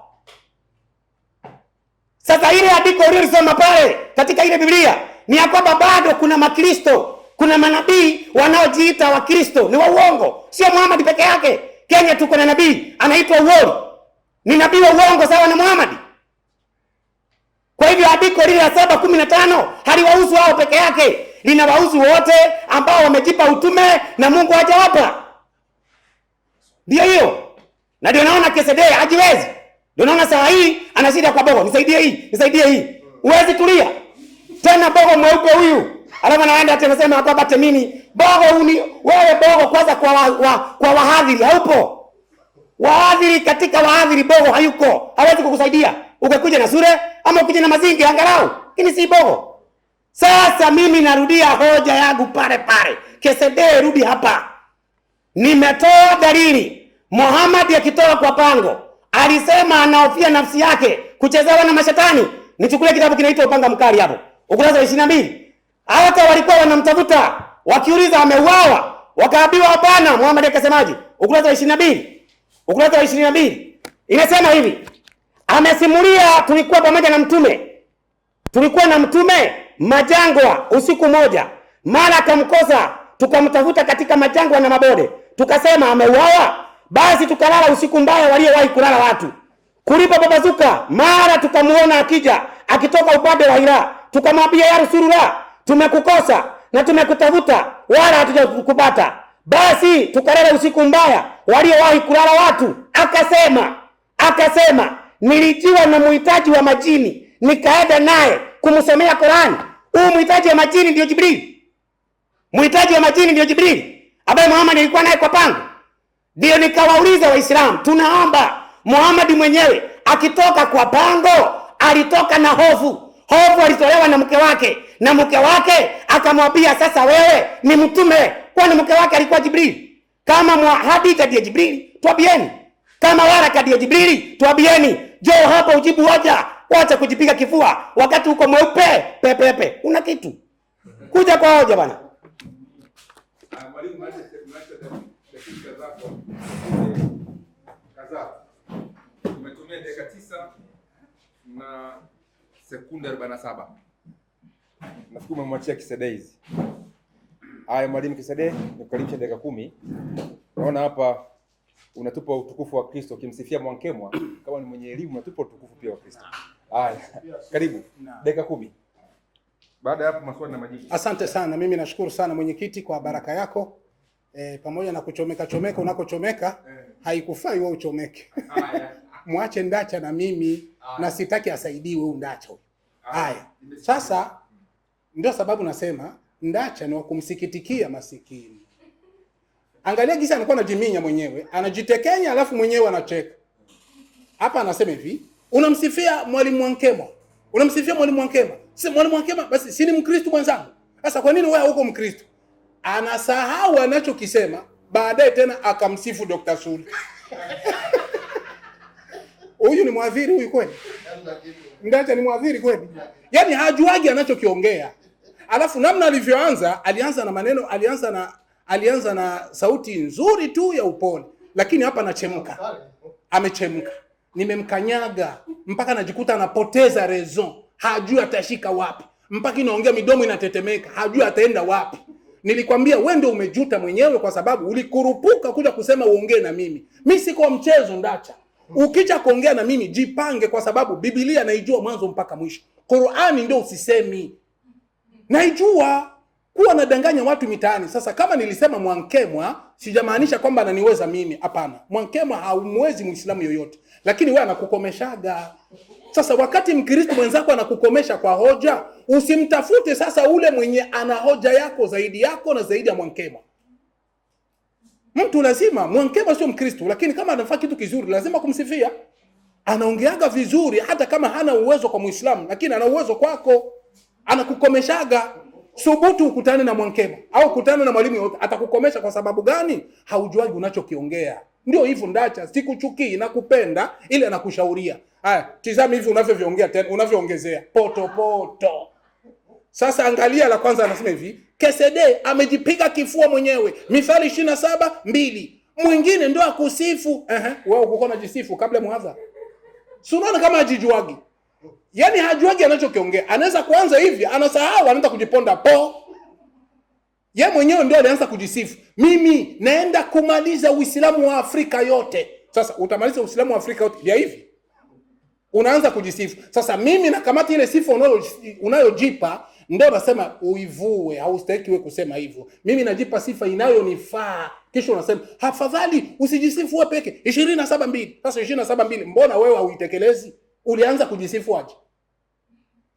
Maskini, huruma sana. Inna lillahi wa inna ilaihi rajiun. Anaongeza anasema hivi, eti ungeongea juu ya pango, kwa sababu Muhammad alikuwa anazungumzia juu ya pango, unaenda leta Mtume Muhammad alikuwa sijui wapi, alikuwa sijui wapi. Sasa Mtume Muhammad alikuwa kwenye pango, anatoka kwenye pango, njiani akakutana na Jibril. Tatizo liko wapi? Wewe haukukataa, haukusema juu ya pango. Ulisema Muhammad hakuna popote aliposema nimetokewa na malaika Jibril. Alisema hakusema? Sasa mimi nakupa Muhammad anasema mwenyewe nimetokewa na Jibril. Unaongeza tena neno. Ungesema juu ya pango. Mbona mwanzo ukusema useme juu ya pango? Wewe ulisema Muhammad hakutokewa, nimekupa katokewa na Jibril, kasema mwenyewe. Alafu ukasema lingine kwamba Bahira, Waraka, Khadija sio manabii, lakini kwa nini wamtambue Muhammad kuwa mtume na japo wao si manabii? Sasa usishangai kwa hilo. Nataka nikupe na viumbe ambavyo si manabii walimtambua bwana mtume Muhammad. Tunasoma kitabu hiki Miujiza ya bwana mtume Muhammad. Tunasoma ukurasa wa 94. Sikiliza, sio Waraka na Khadija tu. Vitu vyote vilimtambua bwana mtume Muhammad. Wewe ukikosa kumtambua ni labda sijui kichwa chako kimekwenda wapi. Ni huruma na kukuombea dua. Sikiliza 94 inasema hivi. Katika Shifa Asharif, Qadi Iyad, mwanazuoni mkubwa wa Maghribi, anasimulia kutoka kwa Abdallah bin Umar radhiallahu anhu kupita silsila imara za kuamkia manabii wote. Mtume katika msafara mmoja, bedui mmoja alimkaribia mtume Muhammad ambaye alimuuliza, wewe unakwenda wapi? Akajibu, kwa familia yangu. Mtume wa Mwenyezi Mungu akamuuliza tena, je, hutaki kitu bora kuliko hicho cha familia yako? Yule bedui akasema, akauliza, kitu gani hicho? Mtume sallallahu alaihi wasallam akamjibu akamwambia, kuwa ushuhudie kuwa hakuna Mungu anayestahili kuabudiwa ila Mwenyezi Mungu mmoja, na mimi ni mtume wake, na hana mshirika Mungu katika washirika. Yule bedui akauliza, je, nani shahidi wa tamko hilo? Mtume akajibu, mti ule bondeni utakuwa shahidi. Ibn Umar akasimuliza akasema hivi, pale pale huku ule mti ukitetemeka, ule mti uling'oka kutoka ardhini na ukaja kwa Mtume sallallahu alaihi wasallam, akauliza mara 3, ule mti umetoa ushahidi? Ndiyo, mti ukatoa ushahidi kwamba ukamshuhudia bwana mtume Muhammad. Nao mti mara zote ukashuhudia ukweli wa Muhammadi, kisha mti Muhammadi akauamuru urejee, mtu ukarejea mahala pake. Ushahidi, Allahu Akbar, ushahidi wa hadithi ndio hii. Sasa mti unamshuhudia mtume Muhammad. Utaniuliza tena, mti ndio ulimtuma Muhammad? Sio hilo tu, milima ilimshuhudia bwana mtume Muhammad. Hiki kitabu ukurasa wa 97. Milima ilimshuhudia bwana mtume Muhammad. Mawe ilimshuhudia bwana mtume Muhammad. Waislamu wanawashangaeni kuona mnampinga Muhammad. Miti ilimshuhudia. Tuache wewe, yani mtu una akili kukuzidi.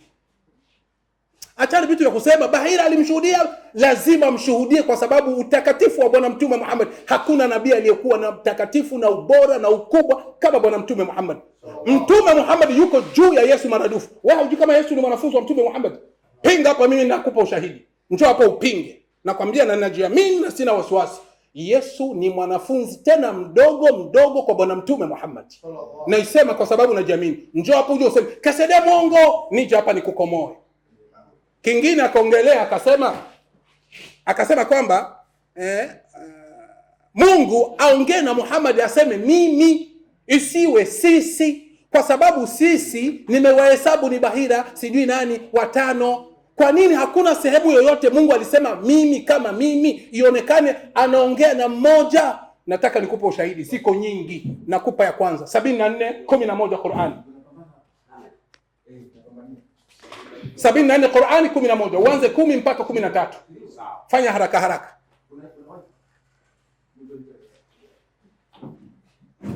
Twende haraka. 74 10 13 Qur'an. Sawa. 74 10 13 Qur'ani inasema. Sikiliza hapo. Mungu mwenyewe anasema mimi. Ndio. 10:13 Qur'ani inasema. Kwa makafiri haitakuwa nyepesi. Kwa makafiri haitakuwa kwepesi. Niache mimi. Rudia tena. Niache mimi. Rudia tena. Niache mimi. Muhammad anaambiwa niache mimi. Twende kazi. Na niliyemuumba peke yangu. Unaona, we Muhammad usina wasiwasi.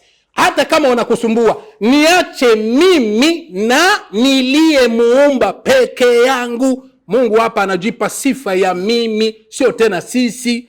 Ikiwa na maana kwamba kuna sehemu Mungu alikuwa akisema sisi, kuna sehemu Mungu alikuwa akisema mimi. Ni system tu ya kuongea.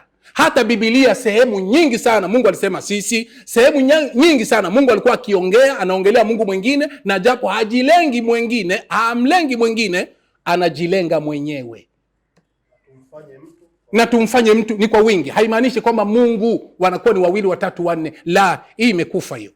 Unasema Muhammad kusema mimi si baba wa yoyote. Hakukusudia baba wa kuzaa, amekusudia baba wa kiimani. Hiyo tumemaliza. Alisema kwenye Biblia 7:15 ambako waliposema manabii, haikuhusu eti nikakata. Soma sasa ile pale pale uendelee. Unasema sio Wakristo tu. Kwanza mimi nampa pongezi. Amekubali kwamba ni Wakristo, lakini si Wakristo peke yao, lakini hata na Muhammad kaongeza. Kama umekubali Wakristo ndio manabii wa uongo, mada imekwisha. Kama tu unakubali hilo, mada imekwisha. Wao ukipachika sasa kuwa ni Muhammad, hakuna ushahidi. Ndacha kaa chini usomeshwe mahoja ambako unakuwa unakamata kwa wengine, walimu waliokutangulia, usi unawaletea Waislamu. Na kitu kingine, kwa unatia mada mpya kila siku. Mada Muhammad alitumwa na nani, Muhammad alitumwa na nani? Wewe una mada unatuchosha. Soma hiyo. Walimu wa uongo ambao kwa nje wanaonekana wenye haki, bali kwa ndani ni mbwa mwitu wakali kabisa. Kuna nyakati nyingine wanaweza kutambuliwa kwa matunda yao. Mtawatambua kwa matunda yao. Twende kazi. Tunda la walimu wa uongo, tunda la walimu wa uongo litakuwa kudhihirika kwa tabia mbaya. Unaona, kudhihirika kwa tabia mbaya. Hao wenye tabia mbaya ambao ni manabii wa uongo ni kina nani? Twende kazi. Katika maisha ya wafuasi wao, katika maisha ndo watakuwa ni Wakristo. Ya kwanza hiyo, watakuwa ni Wakristo. Teremka labda tutapata na Muhammad. Wanaokiri ambao utifu wao ni zaidi kwa watu mashuhuri kuliko neno la Mungu. Unaona, ni wale ambao wanajipiga kifua, sisi ndio tunajua, sisi ndio hivi kadha wa kadha, sisi ndio tuna bwana. Ndio hao akina Ndacha kwa mtandao, mnapomsikia anajivuna na hali ya kuwa hajui. Twende kazi. Wanaabudu viumbe kuliko muumbaji. Unaona, wanaabudu viumbe kuliko muumbaji. Kama Ndacha anamuumba, anamwabudu Yesu kiumbe, lakini anamwabudu. Twende kazi.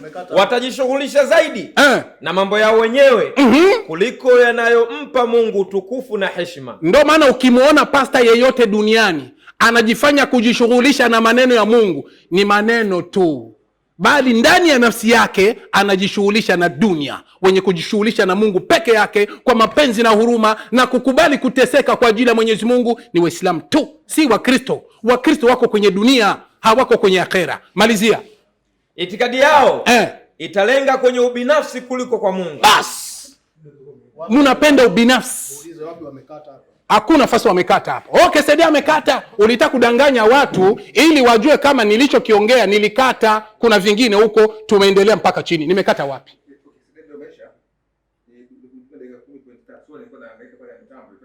Basi, nilitaka tu nimwambie rafiki yangu hapa asisemi kwamba nimekata, imeendelea. Wakristo wote ni manabii wa uongo. Asante.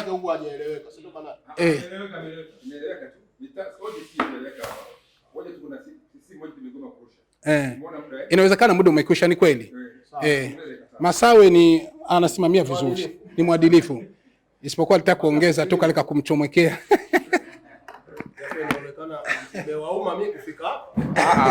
Yaani tuumie kwa ajili yako. Sasa mapenzi, ngoja turekebishe kidogo mambo fulani. Alafu tutoka hapo tunaingia sasa kwenye muda wa maswali na majibu. Na swali litaanza kuulizwa na kwa Kisede. Utaanza kuuliza swali. Maana utatuuliza sisi. Haya. Watu turekebishe bwana. Tukate hivi. Okay, so tunaomba kumlazi Biblia Nuru ya Dunia pamoja na Jeff Masawe.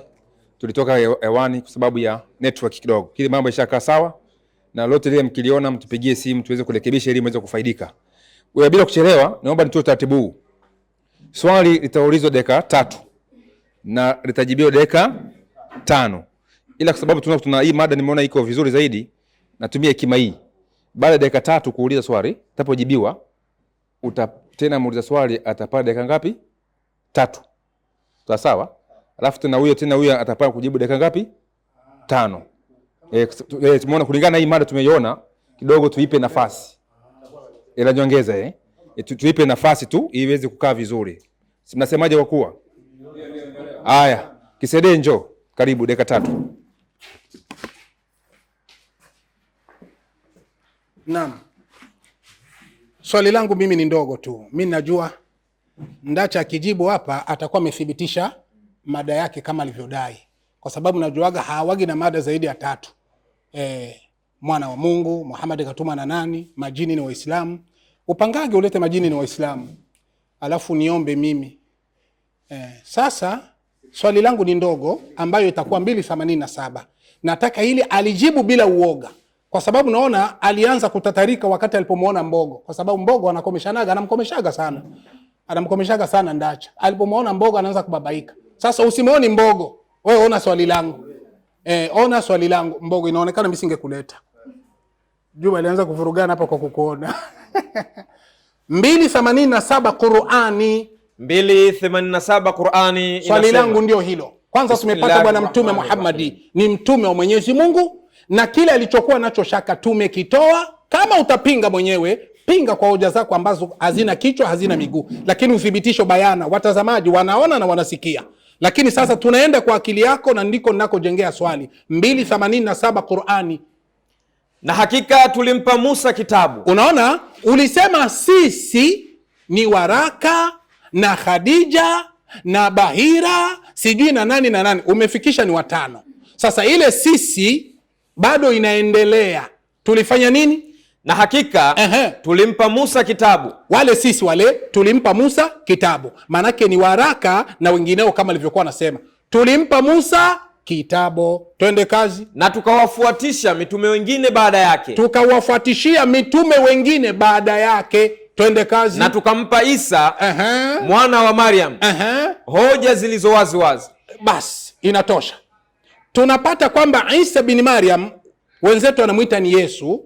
Huyo ametumiwa sisi, kwamba sisi tulimtuma Yesu, tulimpa hoja. Swali linakuja, je, kuanzia Musa na manabii wengine mpaka na Yesu, wale sisi ndio waliwatuma? Swali, Waraka na Khadija ndio waliomtuma Yesu?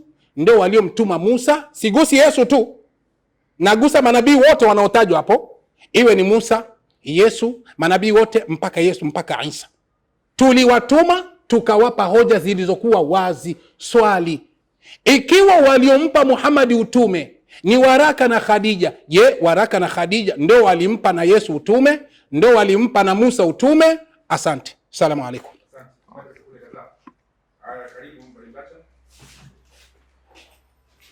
Kwanza ni masikitiko makubwa kwa sababu kitu ya kwanza KCD amemalizika. Ameisha kwa sababu hata swali lake ameulizia nje ya Mtume Muhammad, nje ya mada.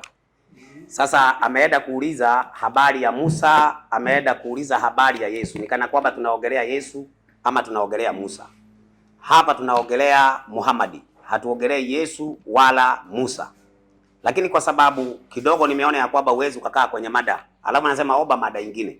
Sasa naomba mada nyingine na hii peke yake inakushinda. Sasa nataka nikupe mada nyingine na hii uwezi. Tena nadhani ya kwamba mimi tuko katika competition tunashindana. Mimi nataka nikuhubirie kwanza ujue Muhammad si mtume wa Mungu. Sasa nitoke niende kwa mada nyingine na hujatoka kwa hiyo. Sasa unatoa Qur'ani 2:87. Hii Qur'ani 2:87 inaongelea habari ya Musa, inaongelea habari ya Isa ama ya Yesu. Sasa Musa Qur'ani si yake. Yesu Qur'ani si yake. Wale wanaongea kwenye Qur'ani sio wale waliongea na Musa. Ndio unaona Yesu anasema, hebu fungua Yohana 17 mstari wa 3.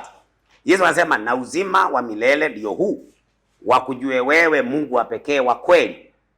Wakujue wewe Mungu wa pekee wa kweli na Yesu Kristo uliye mtuma. Sio tuliye mtuma, uliye mtuma. Kwa hivyo Yesu kulingana na injili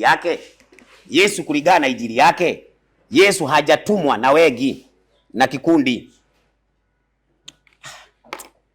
siku mtahitimu mtakuwa na agarau kidogo. Watu yaani mwezi kutulia, mtu akifundisha kitu yake mada yake wakati wa muda wake mtulie. Uone mimi nakaa nyuma yako na sikuona siongei.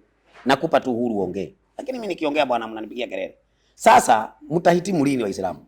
Sasa swali ambalo ameliuliza kwanza linaonyesha mada imemshinda, kwa sababu Qur'ani si ya Musa na Qur'ani si ya Yesu.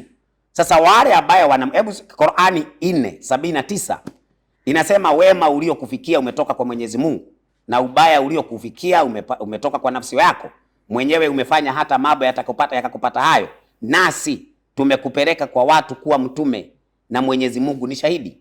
Uelewi hata Kiswahili ya kwamba hapo kuna full stop, tumekupeleka kwa watu kuwa mtume, full stop, hiyo message imeisha. Alafu na Mwenyezi Mungu ni shahidi. Wewe ni Mungu ni shahidi, si mwenye kutuma.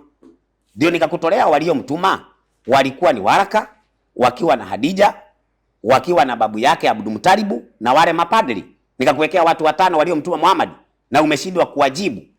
Alafu nikakutolea Muhammad akitoka kwa pago yeye ameenda kushuhudia kwa mke wake. Mimi kutoka kwa pago nimechezewa na mashetani. Wakati alipoabiwa na bibi yake huwezi kuchezewa na mashetani, ndiye akageuza baadaye akasema nimesikia sijui malaika akiongea biguni. Kwa hivyo kitu cha kwanza, Muhammad hakuna mahali ametumwa na Mungu. Na wale ambao mnafuatilia mada ya leo, nyinyi ni mashahidi ya kwamba KCD imemshida 9-0. Kwa sababu hata hawezi akakaa kwenye mada. Sasa anakuja ananiambia, nimetoa hoja nikasema, ametoa andiko ya kwamba Muhammad si baba yoyote. Akasema hapana, si baba wa kimwili, ni baba wa kimani. Imeandikwa wapi? Si ni maneno umetoa kwa akili yako. Sasa tutasoma akili yako. Hakuna mahali hapo andiko limesema hivi, si baba yoyote. Si baba yoyote. Kwa hivyo ukisema si baba yoyote, hao watoto wake wataita nani baba? Sasa nimejibu swali lako ya kwamba mada si Yesu hapa, mada si Musa hapa, mada ni Muhammad hapa, na Muhammad anasema kulingana na waliomtuma ni Waraka, Hadija na mapadre na makuhani. Kama wewe kidume, pita huko. Unapita kado nini? Si upite. Sasa wewe unajipiga kifua na hoja zimekushinda. Sasa hapo katika al-Haki al-Maktum nimekutolea hapa baadaye dakika 15. Nikakuambia hivi, wapi Musa alitokewa na namusi? Wapi Yesu alitokewa na namusi? Umeguza. Wewe unakuja na majigambo, unakuja na kujipiga kifua wakati hoja zimekulemea. Kwa hivyo swali yako mimi nimekujibu ya kwamba waliomtuma Muhammad ni hao 5 ambaye nimewatoa hapo, na kutoka hapo Muhammad sio mtume wa Mungu bali ni mtume wa Hadija, ni mtume wa Waraka, ni mtume wa makuhani, ni mtume wa mapadre, na pamoja na babu yake anaitwa Abdul Mutalibu aliyempa utume akiwa na siku 7, akiwa na siku 8. Lakini kutoka hapo Muhammad akaanza kujitangaza, mimi ni mtume wa Mungu, mimi ni mtume wa Mungu. Hata saa hii hapa Tanzania kuna mitume ambaye hawajatumwa na Mungu, lakini wanadai wametumwa na Mungu, kumbe hawajatumwa.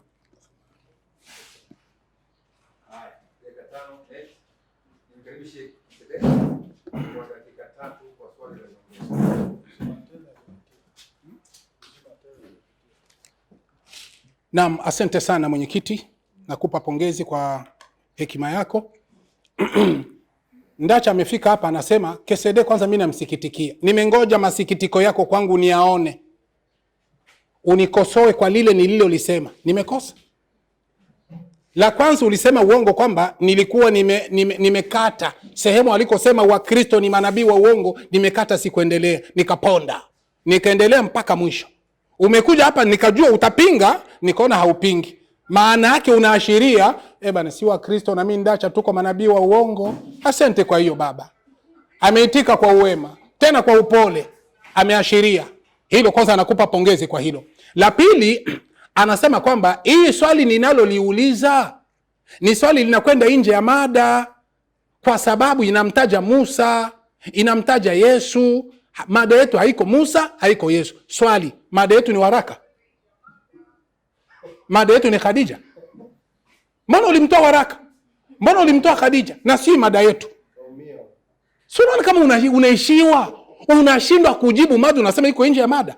Wewe ulisema hivi, 4:79. Gisi mimi nimeikomesha leo. Sidhani kama utaombaga tena mjadala kwa hii mada utoi andiko. Iko saa leo tumeikomesha, utaongezeka kuitoa. Kwa namna ninavyokufinya, sidhani kama ndacha ataitoaga tena. Wewe ulisema hivi, 4:79 inasema sisi tumekutuma na Mungu ni shahidi. Wewe ukasema hawa sisi ni uwingi, sio Mungu mmoja, ni uwingi. Ikiwa na maana ni waraka na waraka na nani? Na Khadija. Mimi nikanukuu. Kumbe ule uwingi ndani ya Qur'ani ni waraka na Khadija. Si ndio maana yake hiyo? Sasa huyu uwingi huyu unaongelea hata kwa Yesu humo ndani ya Qur'ani, si kwenda kwenye Biblia. Hiyo Qur'ani ya Muhammad unaidai kwamba hakutumwa na Mungu. Ndio inasema hii sisi baada ya kuwa wameshamtuma Muhammad, wakamtuma na Yesu, walimtuma na Musa, walimtuma na Ibrahim, manabii wote. Inatumika neno sisi. Basi ulisema sisi ni waraka na Khadija. Hiyo Qur'ani inazidi kuendelea, sisi tulimtuma na Yesu, tulimtuma na Musa. Jamani, hii ni Qur'ani, hii ni Biblia. Sio Biblia, ni Qur'ani tu ile ya Muhammad. Ndio nikakuuliza, hawa sisi waliomtuma Yesu, wakamtuma Musa, ni Khadija na waraka? Kama sio Khadija na waraka, maana yake wale sisi waliosema ni Mwenyezi Mungu peke yake. Kingine unasema Mungu alikuwa shahidi. Kwa maana Mungu akiwa shahidi atakuwa si yeye aliyetuma. 4:166 Qur'ani, malizia. 4:166 Qur'ani nasema, lakini Mwenyezi Mungu anayashuhudia aliyokuteremshia kuwa ni haki. Unaona? Mungu anashuhudia, ni shahidi namna alivyokuteremshia Qur'ani. Kwa hiyo shahidi isikubabaishe. Mungu ni shahidi kwa kumpa Muhammad utume. Andiko inasema hiyo. Kingine unasema hivi, namusi. Wapi Musa katokewa na namusi? Soma Ar-Rahiki Al-Maktum ukurasa wa 106. Hapo. Ndiyo inasema, mtakatifu mtakatifu, ninaapa kwa yule ambaye nafsi ya waraka imo mikononi mwake. Twende kazi. Kwa hakika kajiwa na namusi. Basi kajiwa na namusi. Huyu Muhammadi amejiwa na namusi. Kwani namusi ni nani? Twende kazi. Malaika aliyetumwa kwa Musa. Basi kwa hiyo unaposikia namusi, maana yake ni malaika, sio mtu. Unataka kuniambia Musa hakuteremkiwa na malaika? Sio malaika walimteremkia Musa? Kaa kimya ndugu yangu, hapana kuwa nasumbua watu, elimu huna.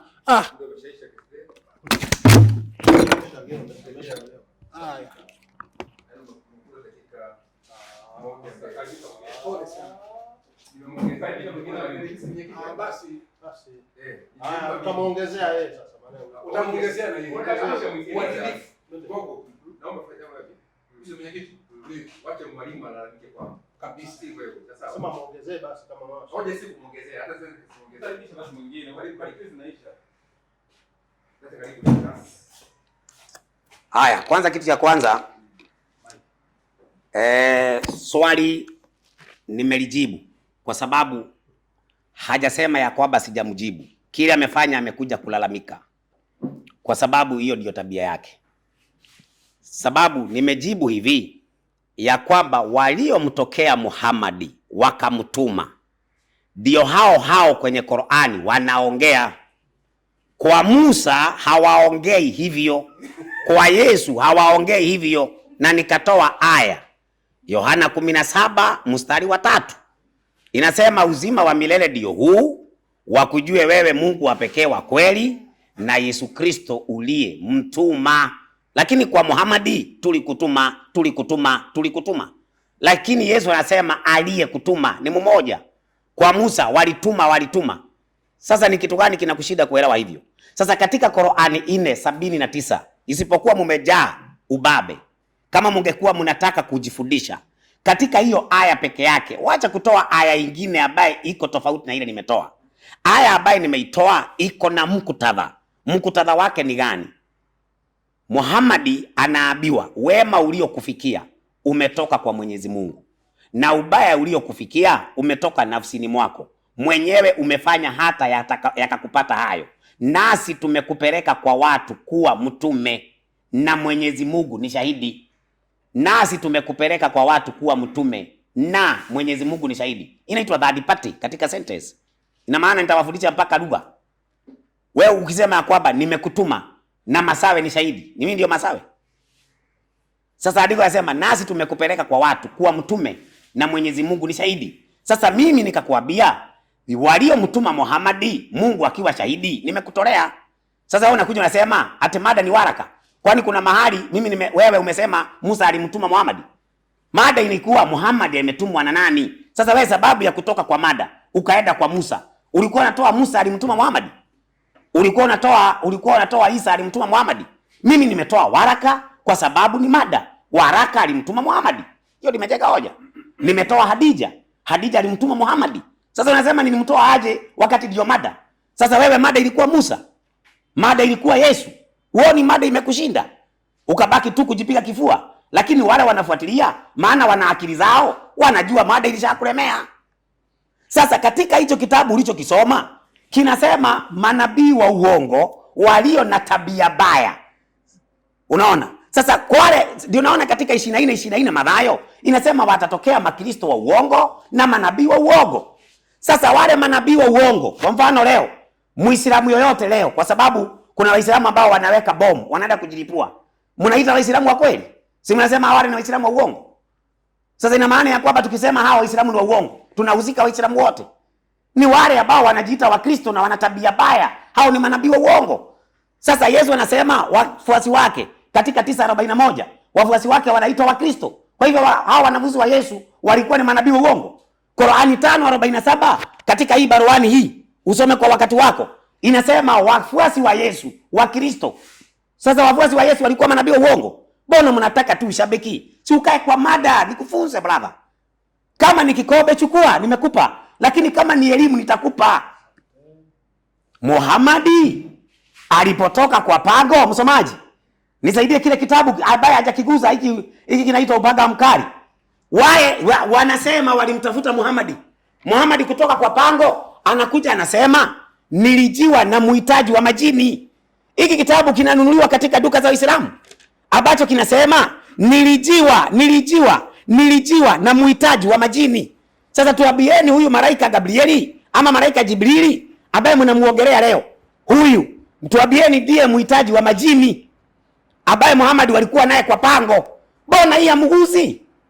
Na hapo ndio hoja, ndio kichwa, hapo ndio msingi wa mada yangu. Mbona mnahepa hapo?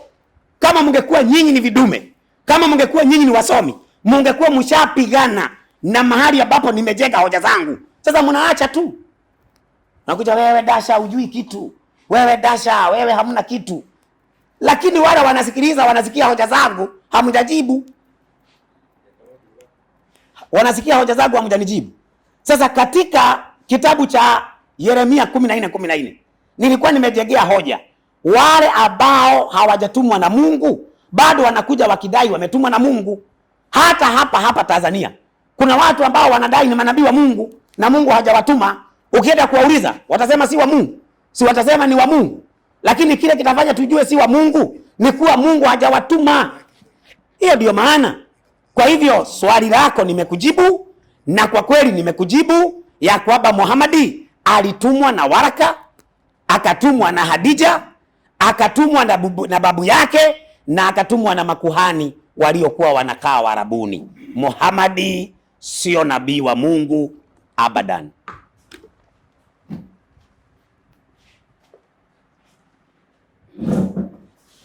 Mewasha huko kwenye mix. Okay, upande tumeshamaliza. Katika upande huu ningeomba simulizi usiingilie kiti, wewe chukua nini? Kusema pandisha, acha mimi nikiongea na walimu, wewe nyamaza kimya. Sawa sawa mtu yoyote yule. Sasa ni upande wa Kristo kuuliza swali. Dakika 3 litaulizwa, na upande wa Uislamu atajibu dakika 5. Itenda kama vile ambayo nilikuwa nimeelekeza mara ya kwanza. Dakika 5. Karibu mtumishi. Dakika zenu msitumie vizuri. Dakika msiache, macha dakika nyingi. Sasa nataka niulize swali. Na swali ambalo ninalouliza nataka nijibiwe kama ninavyouliza swali langu. Na swali langu sitaenda nje ya kile ambacho nimekifundisha. Ninauliza swali kwa kile ambacho nimekifundisha. Naomba tusome Qur'ani 4:79. Hapo ndipo naulizia swali. Hapo ndipo naulizia swali. Naomba tuisome. katika Qur'ani 4:79, wema uliokufikia umetoka kwa Mwenyezi Mungu na ubaya uliokufikia umetoka nafsini mwako mwenyewe, umefanya hata yakakupata hayo. Nasi tumekupeleka kwa watu kuwa mtume, nasi tumekupeleka kwa watu kuwa mtume, na Mwenyezi Mungu ni shahidi wa kutosha. Swali langu ndani ya mada, hawa waliompeleka Muhammadi kuwa mtume, Mungu akiwa shahidi, ni akina nani? Hapo hajasema ya kwamba Mungu amempeleka, imesema Mwenyezi Mungu ni shahidi. Mwenyezi Mungu ni shahidi. Ni shahidi wa nini? Si ya kwamba ate mimi ni shahidi nikikutuma. Andiko linasema Mwenyezi Mungu ni shahidi wakimpeleka kuwa mtume, nasi tumekupeleka kuwa mtume, tumekupeleka kuwa mtume, na Mwenyezi Mungu ni shahidi. Ni shahidi. Hawa waliomtuma Muhammadi, Mungu akiwa shahidi, ni akina nani? Hapo ndipo swali langu linaulizia. Sasa tunaenda katika kitabu kinaitwa, nisaidie haraka na Maktum 104. Si unaona hata hajiwezi. Mtu anarukaruka kama anaumwa. Haraka na Maktum 104 inasema. Alafu naweka kamera hapa, unaonyesha hawa watu na furugu zao hawa. Tuanzie hapa, huyu ndio Namusi ama kati. Anzia hapo tu, hapa juu hapa. Hapa.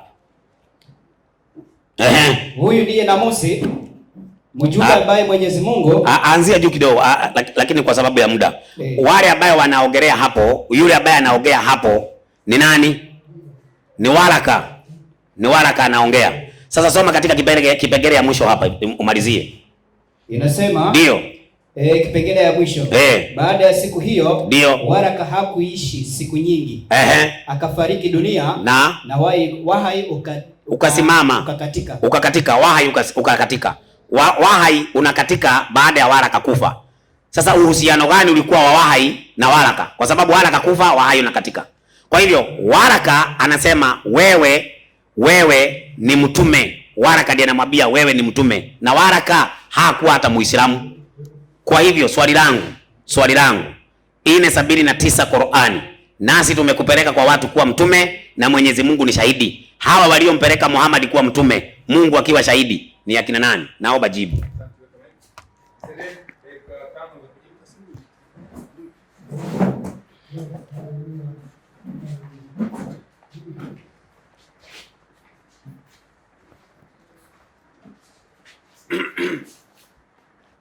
Asante sana mwenyekiti kwa hekima yako. Jambo la kwanza kabla sijaingia kwenye swali lake, amesema, amerudilia kwamba andiko iliposema kwamba manabii ni wa uongo ni wa Kristo. Amesema si wote. Andiko la kusema si wote hakuna. Hiyo ndio jambo la kwanza. Hakuna andiko lolote ambalo linasema wa Kristo si manabii wa uongo. Andiko hilo hakuna. Pale umeongeza wewe. Lakini kitabu kilisema wa Kristo ni manabii wa uongo. Baadaye wewe utakuja hapo uniulize wapi na wewe anaandika wote, nitakupa andiko. Si unaona wewe unasema mbona mimi sisemi? Lakini mimi sikukatazi kwa sababu mnasaidiana. Kitu kingine umesema kwamba nilifikiwa na majini nikawasomea Qur'ani. Unashangaa.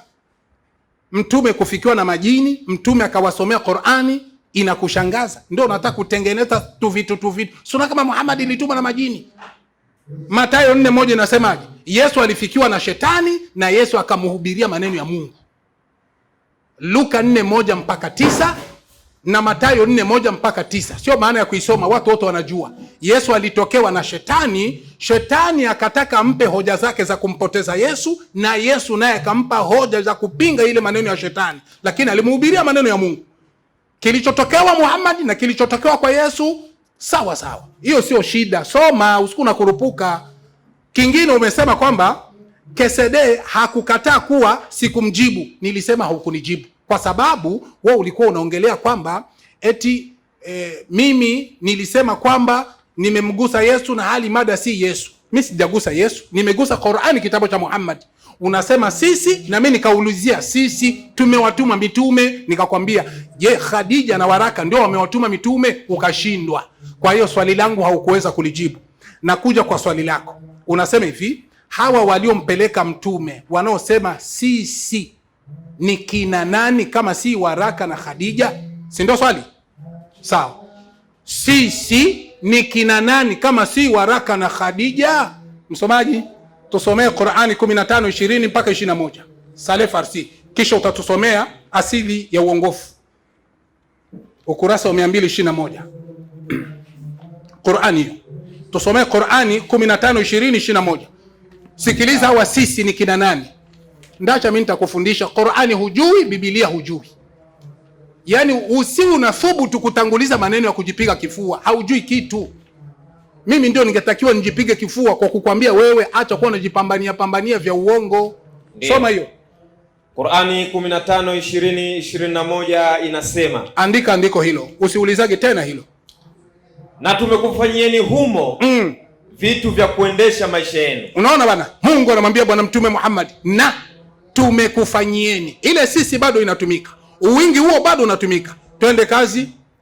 Na tumekufanyieni humo vitu vya kuendesha maisha yenu. Endelea. Na vya maisha ya wale ambao mume wamiliki, wala nyinyi sio wenye kuwaruzuku. Twende kazi.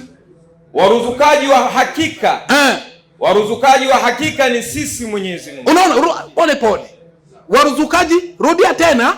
Waruzukaji, yani wenye kuruzuku. Waruzukaji wa hakika ni sisi. Bas, wenye kuruzuku watu, viumbe, kuwapa uhai, kuwapa uwezo ni sisi. Na yeye aliuliza, hii sisi ni nani kama si Waraka na Khadija? Malizia hiyo, sisi ni nani? Ni Mwenyezi Mungu. Mwenyezi Mungu. Allahu Akbar. Usiulizage tena hilo. Alafu kitu kingine anasema hivi, kuna manabii ambao hao manabii wakati Waraka na Khadija walipomwambia Mtume Muhammad haikumaanisha kama ni Mungu. Ndio maana Mungu alikuwa shahidi. Tusomee tafsiri yake 479, ufafanuzi wake katika Asili ya Uongofu. Tusomee pale ukurasa wa 221. Ndio inasema ikamaliza aya kusema nasi tumekutuma ewe Nabii Muhammad, nasi tumekutuma ewe Nabii Muhammad kwa watu. Hii ni 479. Naam, tumekutuma kwa watu wote, tupe kwa mataifa yote, maana yake ya ulimwenguni, wafalme wao na raia zao. Yani tumekutuma kwa watu wote ulimwenguni na wafalme wao, tumekutuma we Muhammad. Hiyo sisi hiyo. Twende kazi. Weupe wao na weusi wao, ndio kuwa mtume wetu, mtume wetu ili ufikishe ujumbe wetu kwa watu. Malizia. Na Mwenyezi Mungu ni shahidi wa kutosha. Malizia. Kwamba wewe Nabii Muhammad ni mtume wake. Bas. Allahu Akbar. Wa Muhammad ni mtume wa Mwenyezi Mungu. Kwa hiyo Mungu ni shahidi kwa kukutuma. Kwa hiyo ile sisi ni Mwenyezi Mungu peke yake.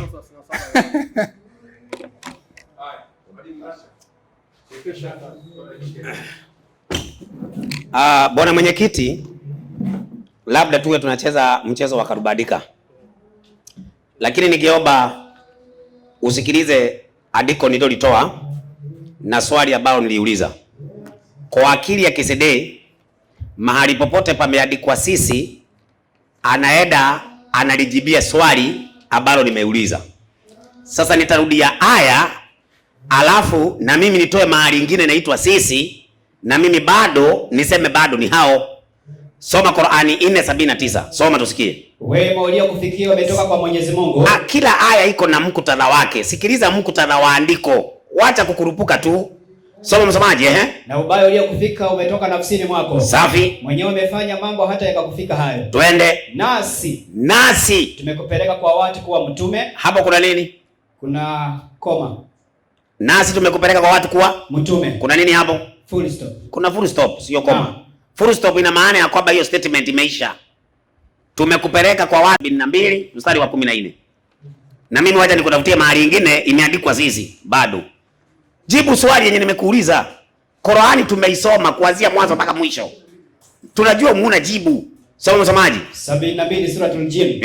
Inasema 12. Ndio. Nasi tulijua ya kuwa hatuwezi kumshinda. Qur'ani 72:14. 14 nasema. Inasemaje? Nasi wamo miongoni mwetu walio silimu. Hapa pameandikwa jina gani? Nasi. Na yeye akatoa mahali pameandikwaje? Nasi. Sasa nikisema nasi hapo atakuwa ni nani? Kwenye hii Qur'ani. Kwenye hiyo aya ni majini. Naam. Kwa hivyo nikisema basi Muhammad alitumwa na majini, si nitakuwa nimetumia akili kama zake? Kabisa. Kwa sababu yeye akipata mahali imeitwa nasi, anasema ndio walituma nani? Na Mungu. Ndio walimtuma Muhammad kwa sababu iko nasi. Lakini muktadha wa aya niliyotoa iko na muktadha wake. Nasi tumekupeleka kwa watu kuwa mtume. Full stop. Na Mwenyezi Mungu ni shahidi. Mwenyezi Mungu ni mwingine na waliomtuma ni mwingine. Kama andiko hiyo lingekuwa nasi Mwenyezi Mungu amesema nasi tumekutuma, nasi Mwenyezi Mungu ndio shahidi, ingekuwa angalau. Lakini sema tumekupeleka kwa watu kuwa mtume na Mwenyezi Mungu ni shahidi. Wenye kumpeleka ni wengine, lakini Mungu ni shahidi. Nikauliza, hawa walimpeleka kuwa mtume ni akina nani, Mungu akiwa shahidi? Njoo jibu swali. Kesede, wacha kujipiga kifua brother. Njoo jibu swali langu. Waliomtuma Muhammad, Mungu akiwa shahidi, ni akina nani? Hata kama ni kuogelea sisi Mwenyezi Mungu naweza kukuongeza kingine. Hebu nisaidie Qur'ani 18:65. Dakika imeisha. Haya.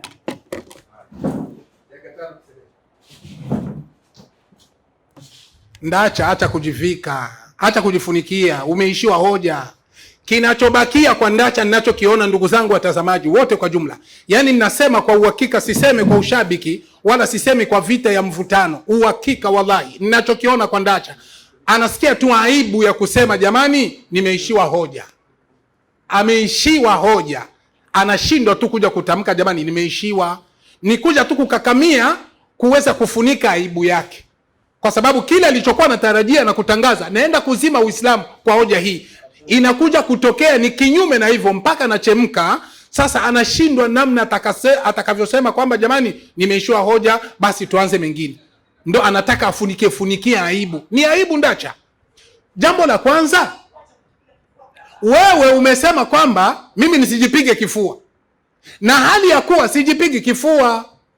Mimi niko naongelea kufinya hoja zako za uongo unazopachika. 479 umeuliza ni wanani hao kama si Waraka na Khadija? Nimekupa 15, 20, 21. Qur'ani Saleh Farsi inasema sisi ni Mwenyezi Mungu. Hautosheki tu. Ulikuwa mtu wa kusema nimetosheka, kwa sababu majibu yangu inakwenda sawa na swali lako. Sisi ni wanani? Nimekupa andiko ni Mwenyezi Mungu. Lakini hautosheki. Unakuja kuongeza sasa. Mbona inasema nasi tulikutuma kuwa mtume point. Sasa hiyo point ndio inamaanisha nini? Ndio inamaanisha kama hawa sisi sio Mwenyezi Mungu. Sasa nataka nimkomeshe Ndacha. Ile 479 endelea mpaka 80. Itumalizie kabisa habari ya mimi na Ndacha, itumalizie kabisa, wala tusiwi tena na mkokotano. 479 usome na 80. Sawa. 479 alafu twende pale kwa majini alipotoa ya 72:14. Eti sisi ni majini. Tutaenda hapo hapo tuone wale majini wamesemaje. Twende kazi. Hiyo 479 inasema, twende haraka. Wema uliokufikia naam, umetoka kwa Mwenyezi Mungu. Naam. Na ubaya uliokufikia unatoka nafsini mwako. Point. Mwenyewe umefanya mambo hata yakakufika hayo. Twende kazi. Nasi hapo sasa. Nasi tumekupeleka kwa watu kuwa mtume na Mwenyezi Mungu ni shahidi wa kutosha. Sasa endelea tusikie sasa 80 najibu aje. Mwenye kumtii mtume. Unaona hapo inaendelea, mwenye kumtii mtume Muhammadi sallallahu alaihi wasallam. Mwenye kumtii mtume amemtii Mwenyezi Mungu. Unaona, anayemtii mtume anamtii Mwenyezi Mungu, sio amemtii Waraka na Khadija. Anamtii Mwenyezi Mungu. Kwa nini? Kwani anayoamrisha mtume, anayoyasema bwana mtume Muhammadi sallallahu alaihi wasallam yametoka kwa Mungu. Basi Allahu akbar. Nyenyekea, tulia. Kama unaishiwa hoja sema tu, si kwamba watakuua utabakia Ndacha, hautabadilika. Ameongezea neno, amesema kama Kesede anaongelea kuhusu sisi baada ya kujibiwa ndo anaongezea kaneno kaswali. Kama atasema sisi, hata nimpe ingine sisi. Mimi sikusema kila sisi. Ni mpaka maandiko iseme. Akatoa 72. Kitabu anasema hujapitia. Hiki akizungumzia utume kisomo hapa. Aikiweka anasema hujapitia. Kweli. Lazima tumfanzie haki. Soma hiyo haraka. Eti sijakipitia. Akizungumzia utume. Soma hiyo. Sawa. Nilijiwa na mhitaji wa majini. Nikaenda naye nikawasomea Qur'ani. Anazungumzia mtume bora kuwasomea. Bas. Haiko utume. Hiyo imetosha. Alikuwa amepachika. Kapachika vya uongo. Ndio gisi anavyofanya kwenye mitandao. Twende sasa 72 aliposoma kwamba sisi, kumbe kila sisi ni Mwenyezi Mungu. Twende 72:14. Twende haraka. Sawa. Surati Jin 14 inasema. Aliposikia neno sisi ndo anataka kusema kumbe sisi ni majini. Ndio. Kisha uunganishe. Majini ndio alimtuma Muhammad. Weye.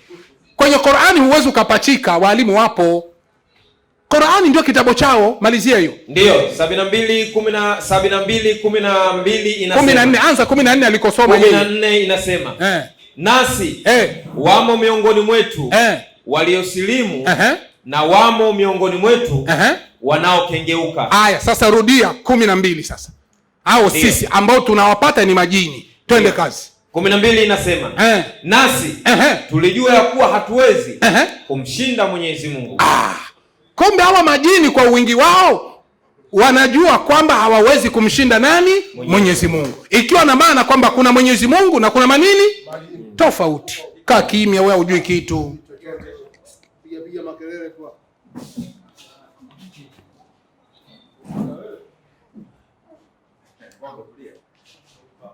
Wewe subiri tu nao pande baadaye ukutana na Berishiriwa akunyooshe vizuri.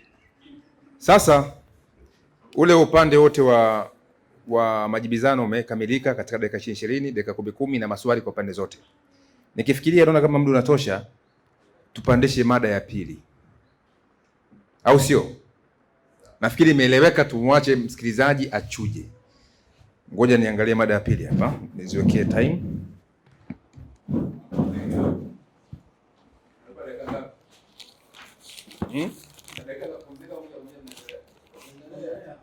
Tunaunganisha tu. Si mko sawa walimu? Mwalimu upande wa pili mko sawa? Tukikata tuambie watu tukane tuingie kwa mada ya pili. Okay.